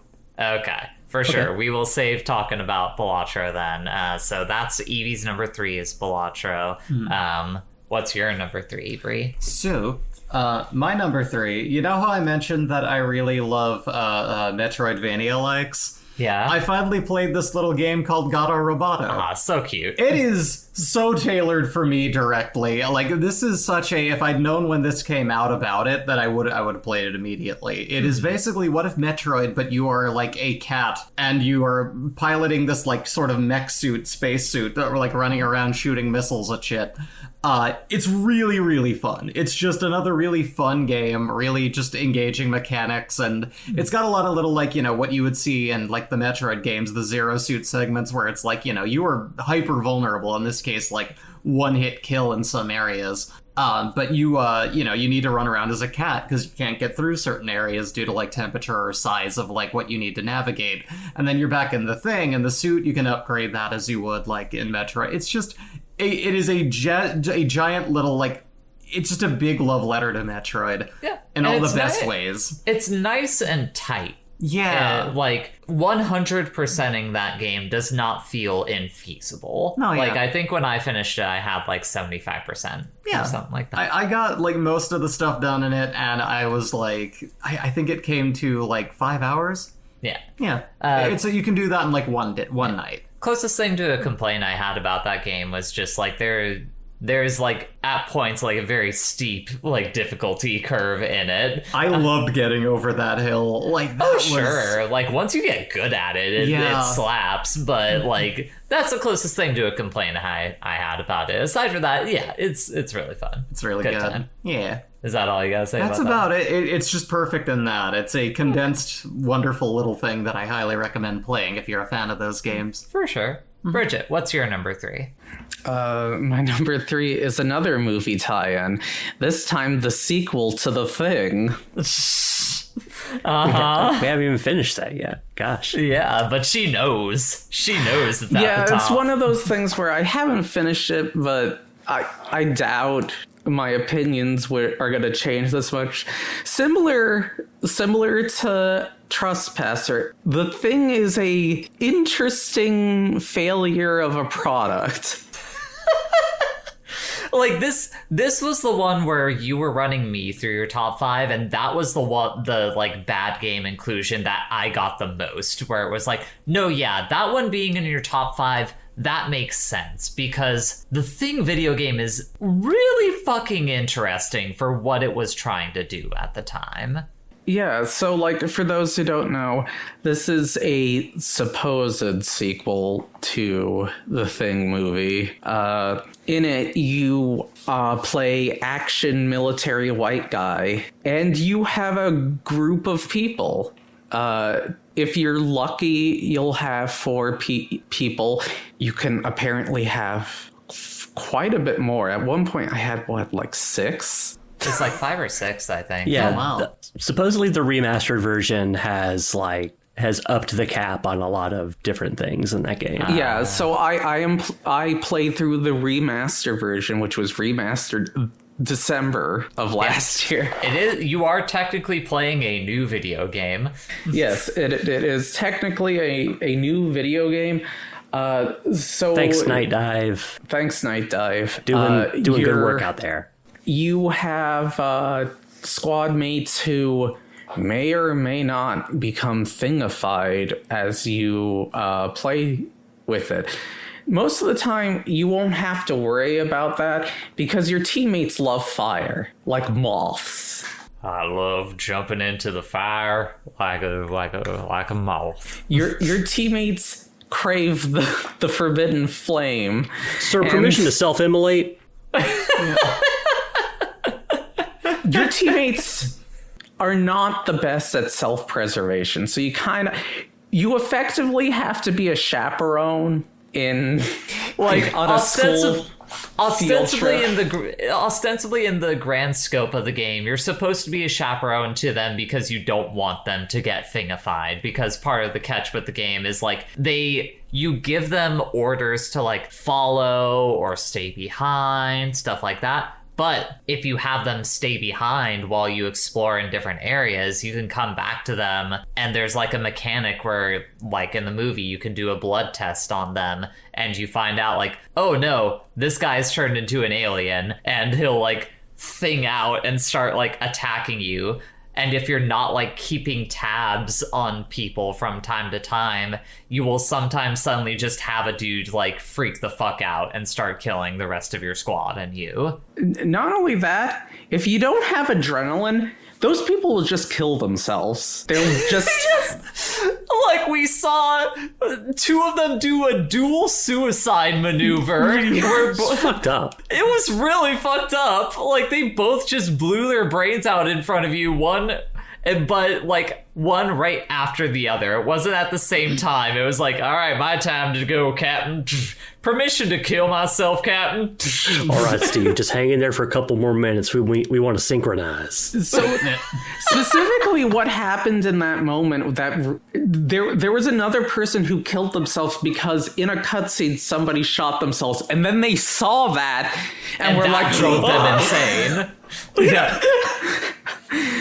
So like it's, you hear those mechanics and like even if you can look at it objectively and be like, that's like not polished, like that doesn't seem like that good, but like you really gotta like consider those ideas that they were like trying to work with, and like that's actually really fucking ambitious, like especially to try and do in like what that was early 2000s that they made that game. I think it was like it's a 2002 is when it came out. It was Yeah. PS2, Xbox, and PC. Like, that's, even if you fail, that is the type of thing that I feel like everyone should be able to look at and be like, damn, good job trying even to, like, encapsulate that. Yeah, even if it's like even if like it's demonstrably kind of janky and weird, like it does in like the end result is like some really cool emergent story type stuff. Yeah. Like Fisk. Oh, Fisk. Okay, so halfway through the game, they decide to take away all your weapons, and you have to do an escape sequence. You never get your weapons back. You have to find new weapons. You don't have a gun for like a long time in that game. Oh, yeah. So really, you are relied on by your squad mates to take care of stuff for the most part in that section of the game. New to the remaster, I don't know if the game is just deteriorating or glitching. Well, I mean, it's obviously glitching. We met a character named Fisk, and Fisk decided to glitch out and start just going all the time. He just had like a little dance. To describe the motion Bridget was doing, she was holding her hands out like in cupping motions and like shimmying her shoulders like back and forth. And in addition to that, he would be like gliding across the floor as he did it. We gave him a gun. He did not stop doing it. He just was doing it with a gun in his hand. I wanted everything to keep Fisk around. Things escalate quickly in that game, by the way. Like, one guy turned into a thing and just started attacking everybody, and it became a whole mess in a real bad way. Yeah, part of the thing there was that like this is a situation where like a handful of like computer controlled soldiers were fighting a thing monster and just like couldn't get rid of it, because in order to kill things you have to set them on fire, and these guys did not have fire, and so they were just eternally fighting this thing with their guns. Eternally fighting the thing. Later on in that section, half of our group got stuck behind boxes and refused to leave. And then in this next section in the same section, we got in the elevator where all of our teammates decided to not get in the elevator and be engulfed in fire. As they Literally stared at standing us. right at the door to the elevator, so you get to see them explode into gore in front of you as the elevator closes. Yeah, that part is scripted. That wasn't like emergent. That's just a decision they made. Decision to burn everybody. And of course, you have to run away from the ticking time bomb, of which Evie is like, go! Yeah, because you were standing there for like 3 seconds. Man, it's great. There are thing vents you have to destroy, otherwise things keep popping out. You do. There are things in boxes. Why they put them in boxes, I don't know. But I love our crew, and the other thing, of course, is you want to keep them in Brady Bunch mode, because everybody in the status screen will look in the exact same way. Yeah, they have a very strange sort of canned animation where they just kind of look around. And when they're in their mental state is like getting unstable, their heads like shake around like furiously. I can respect you having the thing as number 3, despite it being a objectively bad video game. My number 3, I know, Bridget, you're going to have it higher. I don't know how high you're going to have it, but my number 3 is 1000 times resist. Is that your number 2 or your number 1? It's not on the list. Really? What the fuck do you mean you took 1000 times resist? Okay. I haven't finished it yet. Wait, what? You hadn't finished the thing yet. You took what is definitely one of the best video games from this year off of your top 5. You mad woman. So 1000 Times Resist is a speculative sci-fi story that is maybe one of the most fascinating experiments in like how you can tell a video game narrative, like at the very least in like the last decade or something like that, because it's, as you can as you might suspect from resist being in the name, it is a video game that is like inherently about like the constant fight against authoritative powers, and how regardless of how far in the future we as humanity will go, that will kind of always be like a constant that is like included in there. Like even as we ostensibly reach points that might be like a utopia, like ideal or something like that, like it's always going to be there. And through that narrative, you also, there's a very personal story that is told in there as well that in a way ends up tying that struggle to what is kind of always going to be a conversation in the grand scope of humanity, which is like the fight between parent and child, like how those structures in and of themselves kind of symbolize the authoritative, fight against authoritative powers, because children will pretty much always rebel against whatever ideas their parents are trying to like espouse upon them. So like they are threading together that struggle with like a very real socio-political idea as well, but doing it like across time and space. There's a specific section, Bridget, I don't know if you ever got to it, where like shit in the, so to kind of summarize like the story of it, it centers around this girl named Iris whose parents were migrants from Hong Kong, and specifically her parents participated in the Hong Kong movement in 2019. Like that is like a canonical thing that happened in the story of 1000 Times Resist. So she is being brought up by these people who tried to be part of a political like rebellion and eventually had to flee from that for one reason or another. And there's a section in the game that is tying together like her parents fleeing from a protest that, like, as usually ends up happening with protests, police like fucking opening fire like tear gas and shit on the protests. So it's like going back and forth between like her parents' like first person perspective of fleeing that and the first person perspective of someone in the far distant future fleeing from like the fallout from their own like kind of brief political rebellion that they are going through as well. So you are having this melding of the timelines, and it's so like beautifully encaptures that kind of eternal struggle that humanity always has to be participating in to ever like even consider the idea of a utopia.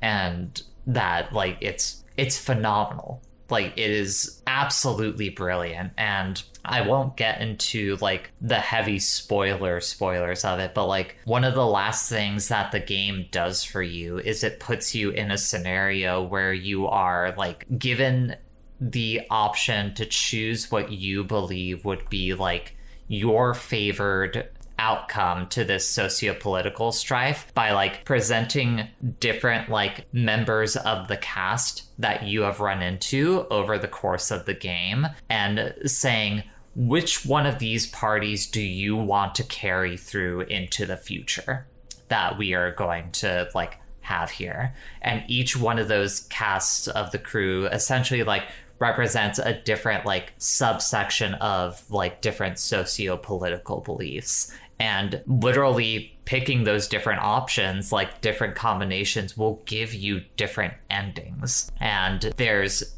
2 specific characters in there that, regardless of what other combination of the other cast that you include, will end in like you dying or like political execution happening.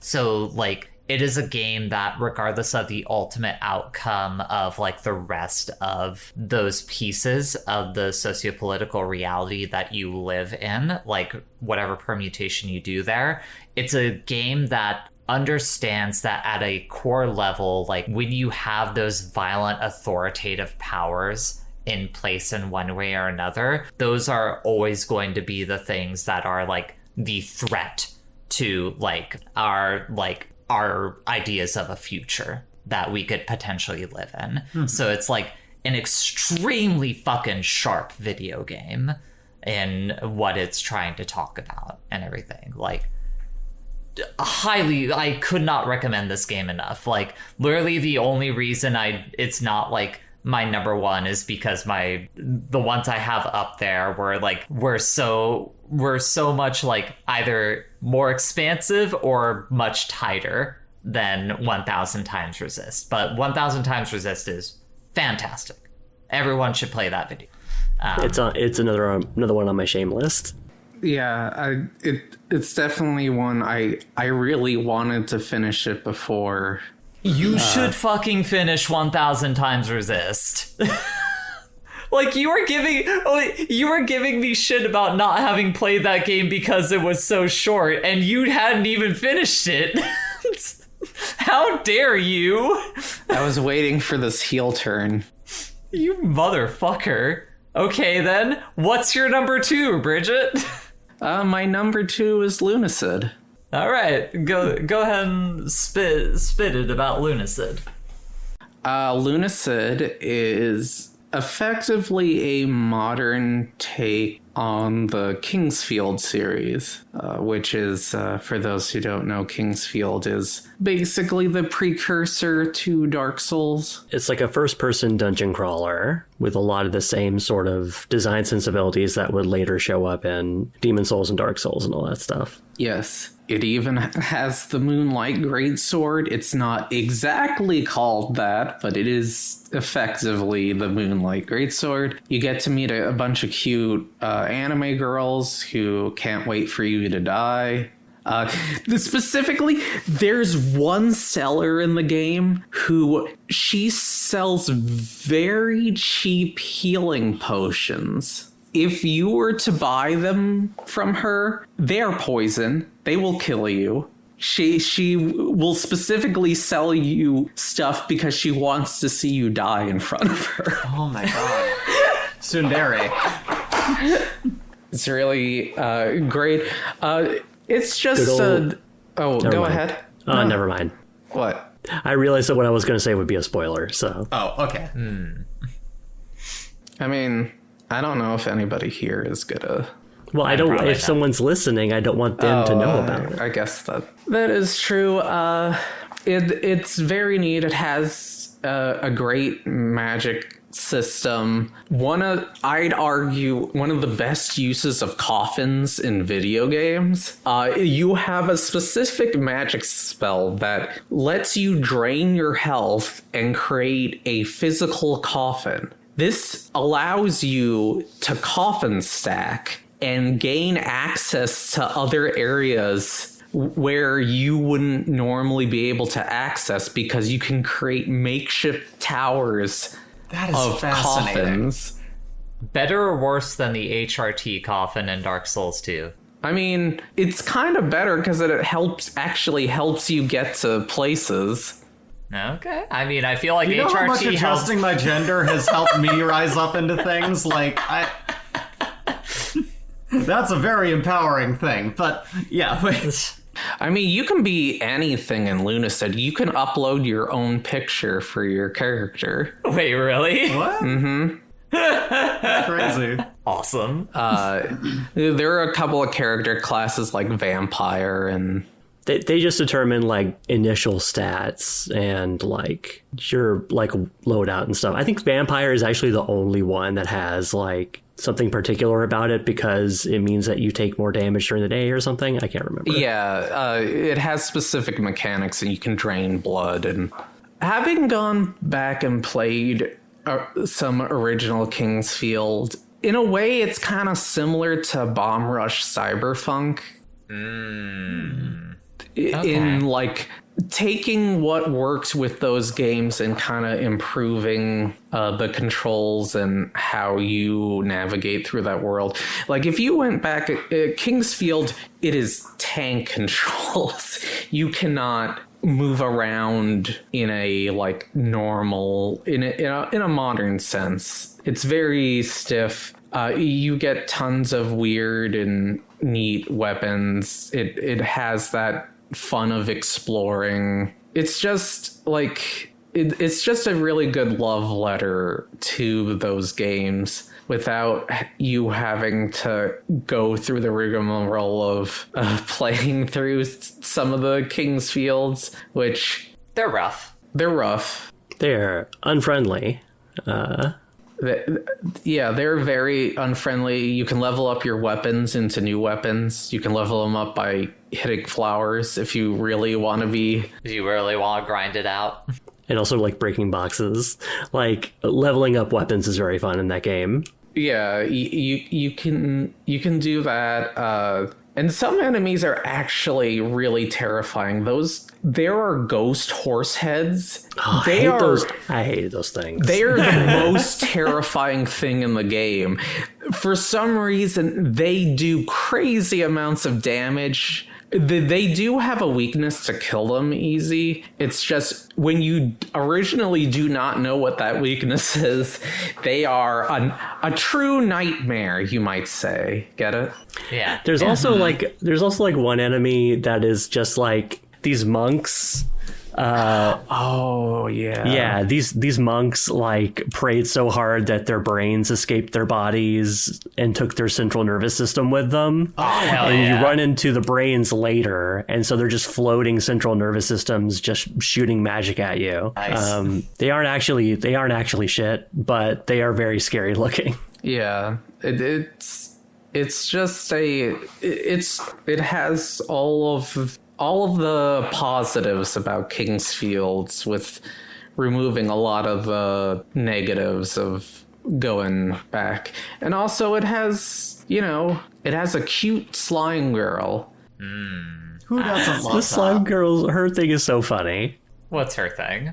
I mean, her thing is that like she hangs out in like a hidden room in one of the maps, and she has a little subquest where you have to go find out what's going on with her skeleton boyfriend, and then you find out he's not been faithful, and then break the bad news to her, and she's just like a slime.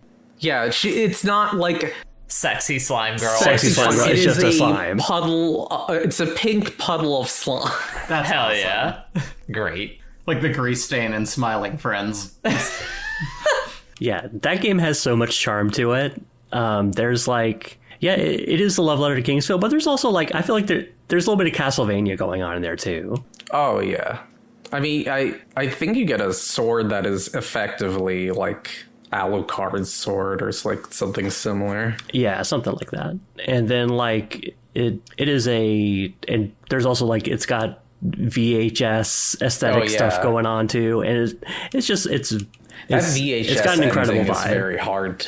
The you have to do some stuff to get your VHS ending. Bree, what was your number 2? It's Balatro, baby. Do we have Balatro higher on anyone else's list? No. Okay, then it's time to blot. Let's talk about it. What better way to spend 20 minutes to 20 hours, like, doing a thing than playing this card game? The first thing I want to say about it is, like, it's going to stand the test of time. This is a game that's existed for long enough that a lot of things like it would have existed, been really popular, and we all would have gotten sick of it if it wasn't as good as what it is. Yeah. Like, it's one of those things that it's like, I'm never going to get tired of this. This is the new way that I gamble with fake money. You know? Like, Sure. It's so fucking addictive, and it's so fun, and there's so many ways that a run can go. It's just, and it also really got me through healing through SRS, because it came out on the Switch, and I got to bring that to the hospital with me, and Yes. the month I was in bed having to do something, that's what I had. Yeah. I love that game so much. Like, the thing... So, a big trend in a lot of video game... Or in a lot of indie video games lately go. has been, like, kind of... essentially co-opting, like, Skinner box ideas and, like, gambling things into the video game themselves to, like, fulfill the endorphin rushes that you get from those experiences without any of the, like, downsides of it, mostly being financial destruction. But the thing for me is a lot of them, like, even something as good as, like, Vampire Survivors.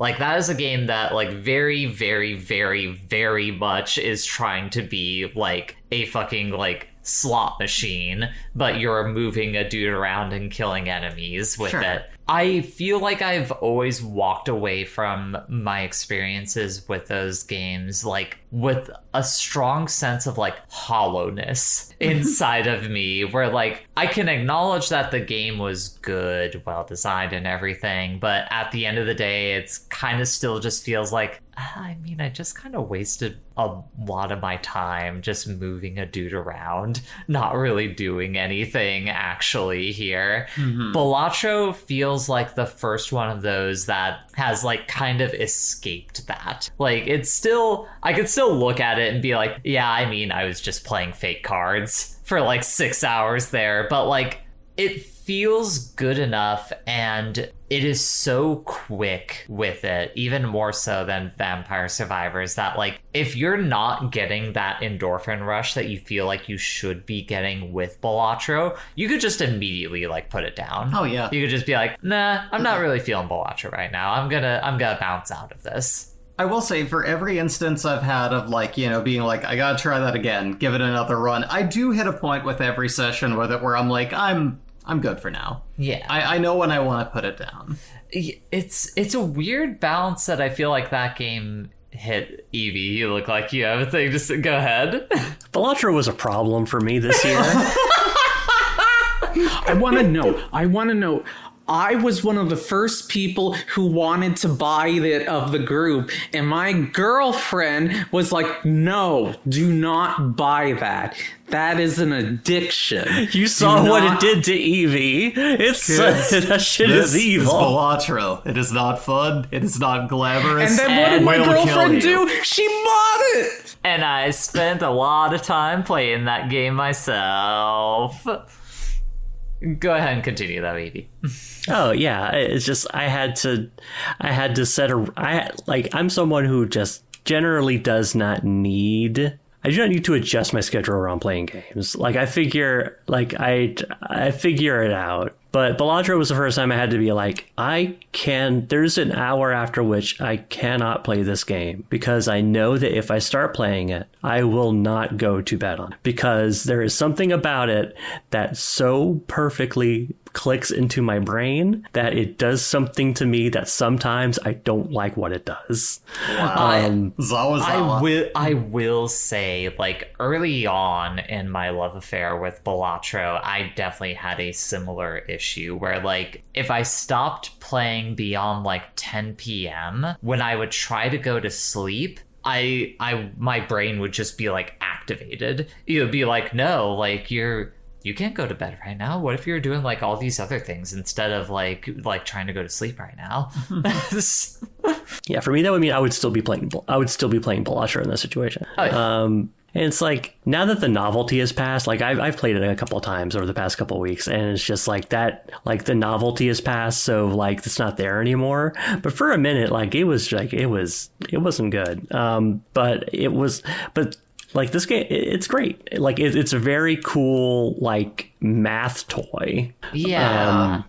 That is just like it's great. It's lovely. Like, I think that's part of why it kind of ascended for me beyond just being like a time sink. Like, as a math person, like it's so down to the numbers in that game, to the point that it literally puts a fucking calculator on the screen for you, that like it's just so forward facing with what it is. Like, this is a video poker machine. This is a number generator for you. If that clicks with you, have fun. If it does not, it's not the game for you. And I think by being so upfront with that, instead of like trying to be Vampire Survivors or trying to be like one of those other kinds of like just auto clicker essentially games that exist out there, like it just ends up, it appeals to me by being less Like honest. Wiz Khalifa's weed farm? Sure.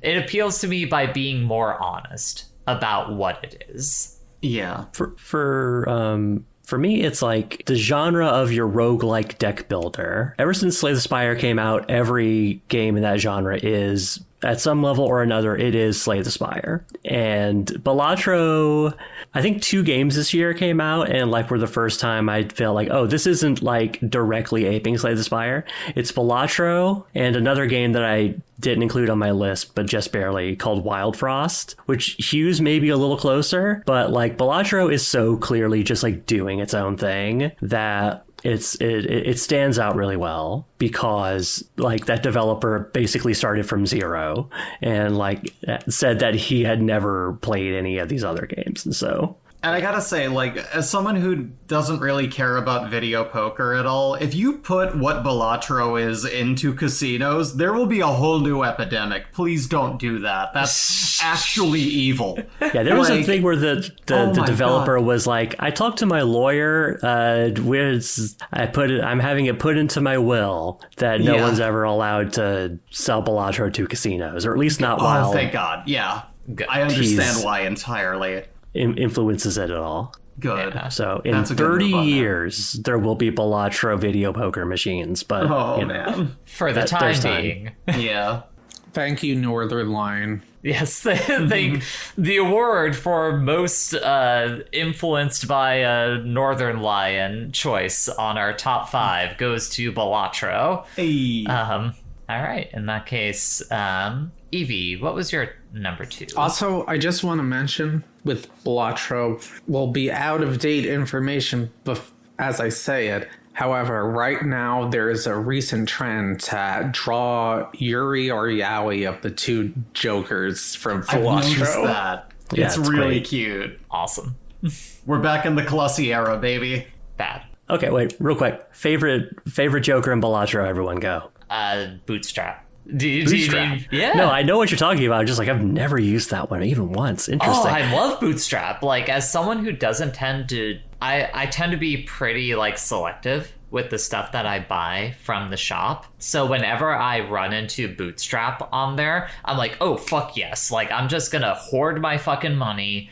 Eventually I'll get a times mult Joker, and shit's just gonna pop off. Usually if I get Bootstrap, it's like, okay, I'm guaranteed to probably make it to the end. I feel like for me, it's probably the astronaut card. Is that the celestial one? The one where, like, it upgrades basically your it upgrades hand. like that one in 4 one. chance to 1 in 4 upgrade chance, the yeah. hand that you play. Gotcha. Like, just it helps kind of boost all of your progress on the And then things you that get you're that using. one in combination with like the probability increaser, so it's a Yeah. 1 in 2 chance. You get that, and if you're playing that also, like if you have a bunch of like uncommon cards, and you got the baseball card, my other favorite, where like that's playing off of like added Joker. mults. Yeah, so fun. I love seeing those. That's like, yeah, a lot of people swear by like Gross Michael. And, like, try to aim for the Cavendish. I don't know. I haven't had great luck with those. It's It's a very temporary thing. That's a temporary hole It's a patch when I'm crutch. looking for a better, thing for the future. Because once that's gone, if you don't have a better answer for it, it's like, you're fucked. Yeah. It's if someone comes up to you and kicks that out from under your feet, you're fucked. Yeah. Bridget, what about you? Top Joker.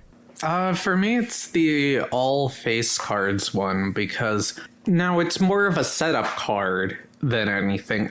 But once you get the other face card stuff, it starts stacking really well, especially with the one where it's like, each face card plays twice. Yes. Yeah, then you get a mult on face cards, and every card counts as a face card. Yep. You know, and like, there's so many different ways to play it. There's the one that turns every face card into gold. So you got that. You can get the cash flow going as well. This is the kind of pervert that this game turns you into. Yeah. It's insane. Evie, what's yours? Grow Michelle. It's my favorite because I like the play of you get it early and like you want it to die so that you can pick up Cavendish and get the times mult. It's great. I feel like I rarely ever run into Cavendish, and then sadly, that's my problem. Yeah, the other problem is sometimes I do, and I just have no money because I'm trying to fill the hole that losing or I guess it's Gros Michel as it is. Yeah, it's French. Losing that, I'm usually having to patch that hole so hard that I'm like, I have like not enough money to even sell anything to get this. It's rough. It's hard to like restructure your hand. Mm-hmm. But yeah. The other question then, if you're doing the Jokers, does anybody in our group like any other decks besides the checkered one? Yeah. I have most of the time I'm playing on the standard. What is deck. your go-to deck? The standard, like just normal. Really? Yeah, that is fun. Just normal. Yeah. Wait, like but I don't think there is a normal. The one that the game starts you. The red deck. Yeah. Plus one discard. Okay. Like I like the yellow deck. Like the checkered deck. The checkered deck rules is the only one that I've gotten like through Gold Stake on. Sure. I've gotten the furthest on it, I'll say. Not that far, but that too is one where it's like, especially if you're like a flush head, like, yeah, that. I think there are other ones that are fun. Like I think the plasma deck is cool, but like brain breaking. Whichever one starts you with like two full hands, so you could like, basically once you get a planet or like something in the, in the tarot cards, you can just make more of them. Yeah. Kind of plot a deck in that direction. Or the one that just gives you $10 right up front. Oh yeah, like that's great. Something as simple as that can be great. Checkered is good. I really liked my experience with what's the one that like is only like numbers, no face cards. Oh yeah, like the weather deck. Abandoned deck? Yeah, abandoned deck. Abandoned deck. I like that one. That's but fun. Yeah, whenever I'm in a place where I'm like, I just want to play like a little bit of Balatro, I just go for like the default one that they stick you with. I'm actually the opposite of Evie, because both Vampire Survivors and Balatro make me sleepy. So No idea. It's kind of hypnotizing, and I only noticed that like when I was like, still on the painkillers from my surgery, so I'm just like, I did play it to kill time. I don't think I remember getting through an entire thing of it. I think I eventually just went, it's making me tired, and then I fell asleep. Uh-huh. But like, it does it hypnotizes you. It's calming. Sure. But once you get really into the gameplay, oftentimes that zaps me back up. That's like, All right. Number 2 for Evie. Rabbit and Steel. I got a Rabbit and Steel raid group that I get together with, on a near weekly basis, and we're gonna beat Lunar someday. Like it's gonna happen. But yeah, I've been playing that with them on and off throughout the year, and it's just like it's a really cool game. And if you don't know, it is a roguelike that is it's supposed to sort of emulate the feeling of playing a MMO like a Final Fantasy 14, but playing a bullet hell, or what amounts to a bullet hell. Like a lot of the bullet patterns aren't really like that. It's more just like figuring out what like the no-go zone patterns that they're throwing at you, like what it's asking you to do, and figuring that out while also like maintaining your damage rotations for whatever character you're playing. And it's just good, and it's very cute. You're all playing like little bunny girls that are like wizards or archers, or there's a pet class. Like it's Remember to look up the artist for pornography of said characters. Yeah, if you want Nice. pornography, bounty pornography. Shout outs again to SK and Reina and Malska, my raid group. Love you guys. Oh yeah. My number 2, which I'm taking a wild guess, is Bree's number 1. It's mouthwashing. Bingo! Yeah. Evie, do you have mouthwashing on there or not? I do not. Oh, okay. In that case, I guess since I'm the last number 2, Bree and we can briefly discuss mouthwashing here. I'm trying to find like stuff that I wrote about it, like on SocMed. Like I went off about like how much I love this fucking game. It's probably one of the best written like 3-hour experiences in video games that I have ever played. Just a true successor to like something like Silent Hill 2 Sure. in a horror video game as a metaphor for a very specific experience that a human being can go through.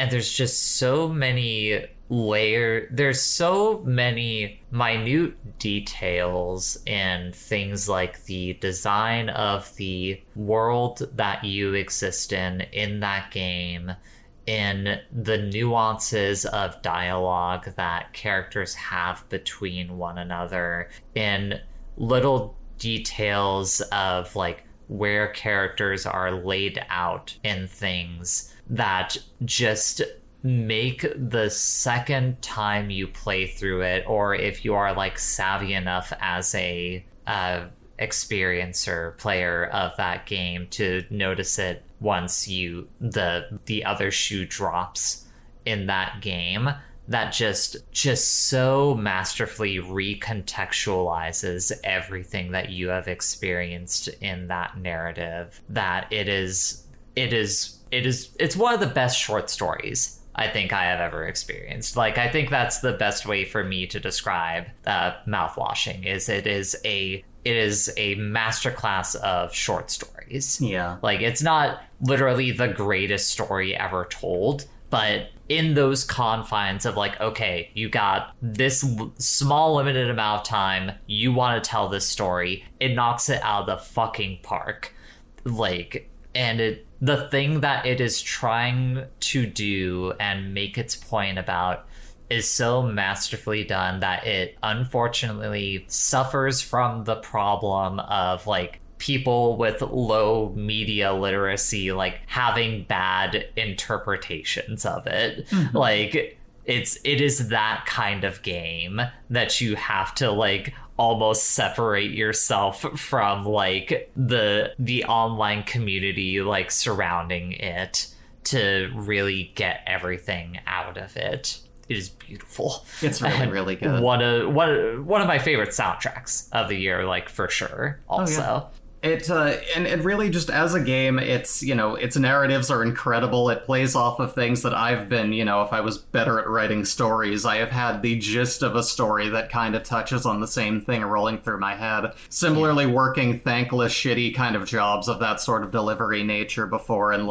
working with some of the worst fucking companies you can. Like, just treating their people like garbage. There's a thing that I kind of paraphrased that I, like, had this revelation hearing in another video essay, and my apologies, I don't remember who. We watched so many, because rewatching playthroughs and essays of this... I'm guessing it was probably Stephanie Sterling's, Possibly. like, one about ableism. I don't know. And someone was talking about the company that they work for is definitely operating in a future where technology has been utilized only for efficiency. Yeah. That they aren't allowed to sleep for more than 5 hours. The equipment is ancient. The chemicals they have to eat are all poison, and everything from the company's mistakes to the crap food they have to buy from the company is being docked from their pay. And they mentioned that at least on Earth we can feasibly bring our own food. But I go further to say, can we though? A lot of people that I've worked with, that I've been around, have been like, I can't really afford to like prep or like figure out food and stuff, and they have needed to put some of their money back into the underpaying company to buy things from their food provisions, that this becomes an issue as well. The draconian nature of the company, the situation with the shitty person that you're stuck with the horrid reality of everything to do with your situation, is a situation you can be trapped in now. I feel like this is the kind of science fiction where you go, oh fuck, this is present. Like, this could be present day if any of what we did took place in space. And that's what I would say is like the truly like baffling thing about the game is like what you are talking about there isn't even the main thing that this video game is about. No. Like, the thing that this video game is about is extremely different. Like, it's related and like tied in a bit with that. But like the fact that you can go off on an entirely different interpretation of this game and it's still like, no, that it is also talking about that. Yeah. Like, that just points to the depth of the narrative that is told in Mouthwashing. It's just fucking incredible. It's so fucking good. And if it weren't for what my number one is, it would be at the top. But I'm curious because I know it's going to be Bridget's number one as well. Evie, what was your number one? Caves of Cud was my number one. Oh. Caves of Cud, which is it's been in development forever. It just recently came out of early access. It's styled. I mean, it both is and is styled after like a kind of old school roguelike sort of situation. Like classical, like Rogue as in the old video game Rogue. Yeah. From a distance, it almost looks like Dwarf Fortress, but it's not. Yeah, it's not real. It's not really that, but it has like it's a thing where like you can be forgiven for thinking that it's supposed to have like ASCII art or whatever. But like it's I think the kind of beautiful thing about it is that it does like facilitate different ways of engaging with it. And what this game even is like it takes place on a big like kind of dying Earth post-apocalypse sort of setting where there are like, you know, mutants and like cyborgs and like ancient ruins of, you know, civilizations by, you know, far in the past. And what it does is there's like a framework of like written story and lore are like in the game, but it's fleshed out by randomly generated history that is just like that you kind of discover as you explore this space. And it ends up being really interesting because like you'll, you know, wander around, you'll find a statue of like some old sultan kind of relaying a story about what happened. So you run into like a statue relaying some story about this sultan from days gone by. And it's like, oh, like you were told you've learned about the location of this village that this happened in, and it'll mark that on your map and you can go there and like learn more stuff or like find some treasure that was associated with the story, or like you can take that information and sell it to someone else who cares about it. But yeah, like there's the world that it's created. It like this game is like you can play this game like a hardcore roguelike where like you're just delving dungeons and trying not to die, and like where like the stakes are really high and everything matters. Or you can play it like a Skyrim. Like you can play it like I recently made a couple of characters on the wander mode, which is like most creatures in the game aren't hostile to you. Like you can just kind of look around and find stuff, and like you don't get XP for combat anymore. Instead, you get XP for finding new things and like making connections with people. The fact that they're like so clearly thinking about that way of engaging with the game as they were making it, it's awesome.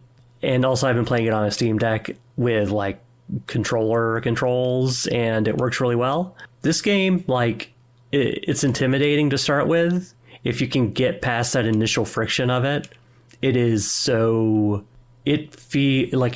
that feeling of like a big open world RPG where you're just in this big interesting place and like you just want to see all of it. And like it captures that so incredibly well, and it's it's just so cool. And then moving on to the last number ones, because I know it's mine and I know it's Bridget's. Motherfucking Baldur's Gate 3. That's right. Holy- 2024 Game of the Year, Baldur's Gate 3.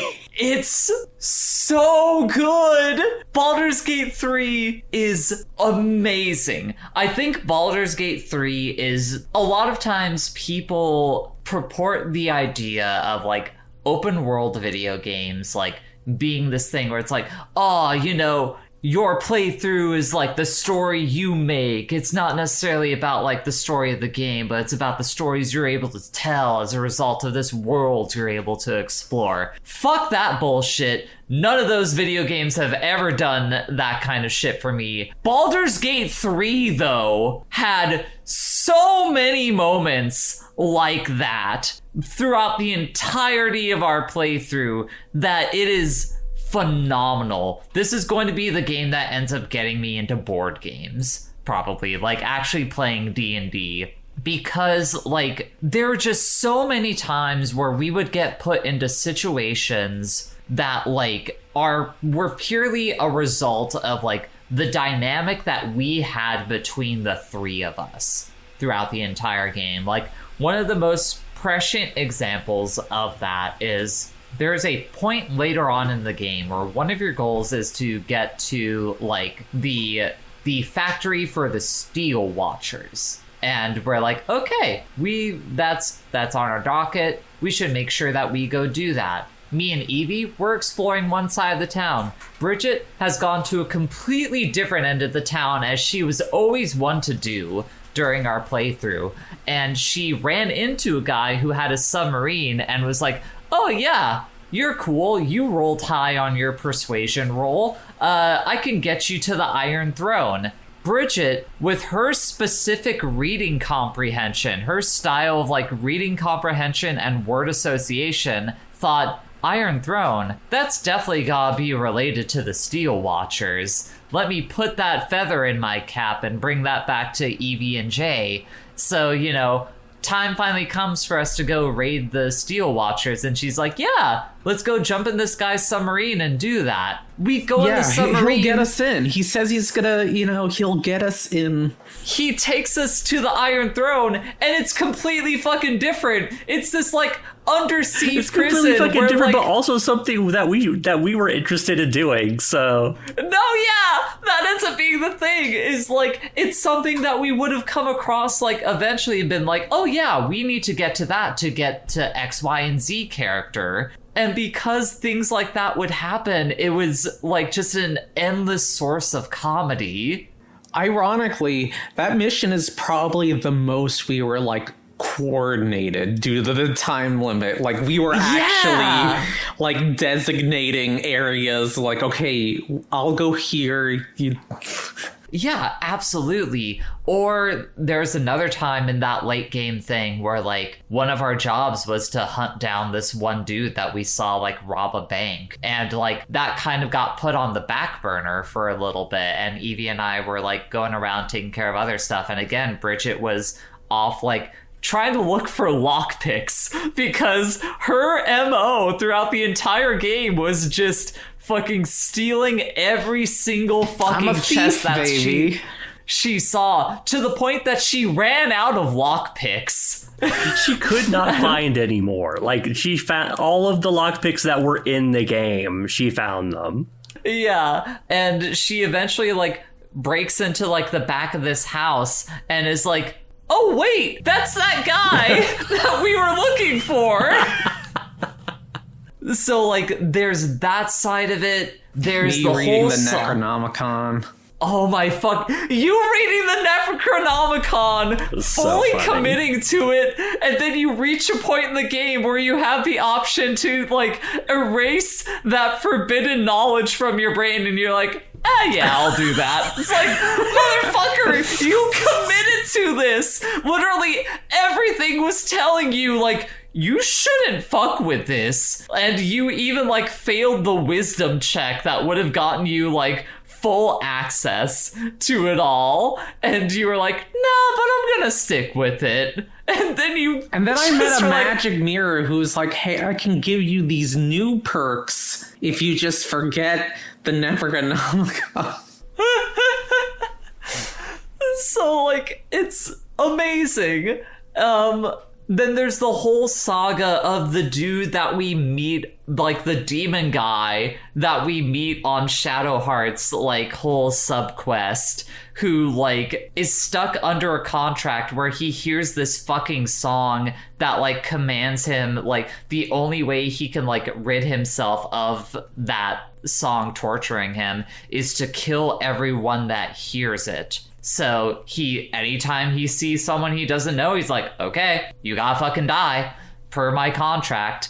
So me playing as a silver-tongued bard meet up with this dude and I'm like, hold on, that song, you have to kill everyone. That means all your like minions that have been hanging around, they know the song too. You gotta kill them.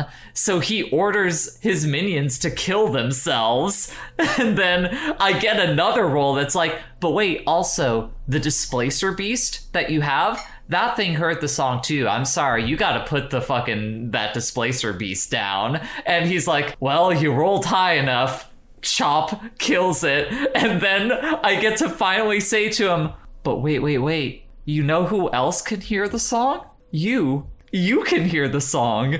You have to kill yourself. That's the only way you can free yourself from this contract. And he's like, yeah, I guess that makes sense. Yeah, you rolled high enough, but just know, if it doesn't work and I meet you again in hell, your ass is grass. And he kills himself. And I'm just like, all right. No ramifications to that. That'll come around later. 30 hours later. We meet him. We go to hell and meet him there. I convince us all that we need a raid hell. Yes. Evie's like, that's a bad idea, but I guess we'll do it. And we end up meeting this guy who has him as his minion, and there's gonna be this big confrontation where we're now fighting against that guy I convinced to kill himself. And I say, wait, but have you considered this is the guy who put you under that contract in the first place? Fuck this guy though, right? And I get the fucking roll. I still succeed my persuasion roll. Yeah. Literally convince a man to kill his minions, kill his pet, kill himself, curse me as he kills himself to fight me in hell if he meets me again, meet him again in hell, and he's like, but you're all right. He even appears after the final battle, too. He's like, hey, buds. No, yeah. He's like, I'm here, too. What game will let you do that? It's fucking amazing. Like, it's so good. Then there's the side quest with Asterion, where we start getting into the ramifications of Bridget's choices, where we kill a vampire lord, but before we do that, we find, like, he has, like, thousands of, like, thralls that are imprisoned with him currently, and they're all like, okay, like, you'll have to figure out what to do with us after you kill him, but they're stuck behind bars, so, you know, you have time to think about it. Bridget was busy doing some other bullshit while Evie and I were having this conversation with them where they were talking about it. We get through the fight. Bridget immediately beelines it towards the exit and has the conversation with them afterwards and is like, oh yeah, I'll free all these 7,000 starved thralls. That's what a hero would do. Save the children. The vampire children. Not only did you do that, but you stole Asterian's kill. Literally, you stole his kill. We meet up with him at camp afterwards, and he's fucking pissed at me. You ruined my only chance to become human again. Fuck you. Yeah. And then the epilogue, he's like, whatever, it's fine. Yeah. Remember there's the time you got forcibly have extra brain power, and then I stole the worm from your pocket so I could have it. Yes, I do remember that. You made use of that flying. No, I did. I cannot deny that I made use of the flying. The numerous times where it's like a serious battle and either you or Evie cast ice and somebody just eats shit. The running joke of my go-to thing being like, I'm thinking I'm gonna cast Cloud of Daggers. Like, anytime I had the chance, or one of us had the chance to push a person off of a ledge to kill them, me discovering that I could throw equipment at people. So at a certain point, I was just having Karlak like tossing boots at dudes from a rooftop because she wasn't able to get down to them to take actual strikes. Me fucking around too much, and my main partner being like, fuck you, you're cheating, and me eventually just having to like default back to Karlak and just be like, nah, we're domestic partners for life. We may not have romance, but you're the fucking homie. You're me and you through thick and thin. Evie having sex with both a squid and a bear. Yeah. Just an absolutely amazing experience. Like, cannot praise the time that I have with Baldur's Gate 3 enough. It was so much fucking fun. Like, just phenomenal from front to back, that game. Yeah, and it's like, it would be really easy for that game to beef it, you know? Like, Oh, yeah. especially like, you know, going into Act 2 and 3, which, like, you know, we're playing it after a year of them, like, finding shit and fixing it. But, like, there's so many moving parts going on in this game that, like, it was, like, playing it at this point, like, it was surprisingly unfucked for the most part. There was only, like... I remember the part where we thought that we got a scripting error because, like, somebody was mad at us. We had to kill him. That's But what I was then- gonna bring up. But then we went back to base to figure out the demon lady just fucking told her. Yeah, that person was pissed because the demon lady, like, ratted on us for what we were doing. Which wasn't even correct, by the way. Yeah, like, oh my god, it's unreal how good it is. Like, it circles back to the discussion that we were having about Slay the Princess, like, back at the beginning of this, where, like, the mind baffles at how a team is able to, like, not collapse under the weight of everything that they are trying to do in a video game. It took $100 million and a decade of development time for a large studio. And that ends up being the big difference, is all of that between them and Black Taffy Studios. But yeah, just unreal. What, not only one of my favorite experience of the year, but probably one of my favorite experiences in video games of all time. Yeah, was that. It was a fantastic experience. Like, it's not like Baldur's Gate 3 isn't in my top 5, but, like, mostly as a space saving procedure. But it's like, God, yeah, it's just good. Like, because another interesting thing was, like, this made me go back and take a look at the first 2 Baldur's Gate games to try to figure out, like, what kind of threads are being picked up. You know, I was playing as a Dark Urge character. It became very apparent what threads they were picking up from the first 2 Baldur's Gate games. And, like, I don't know. I think it does so well as its own story, but I think it also, like, very clearly cares about that stuff and carries it forward well as well.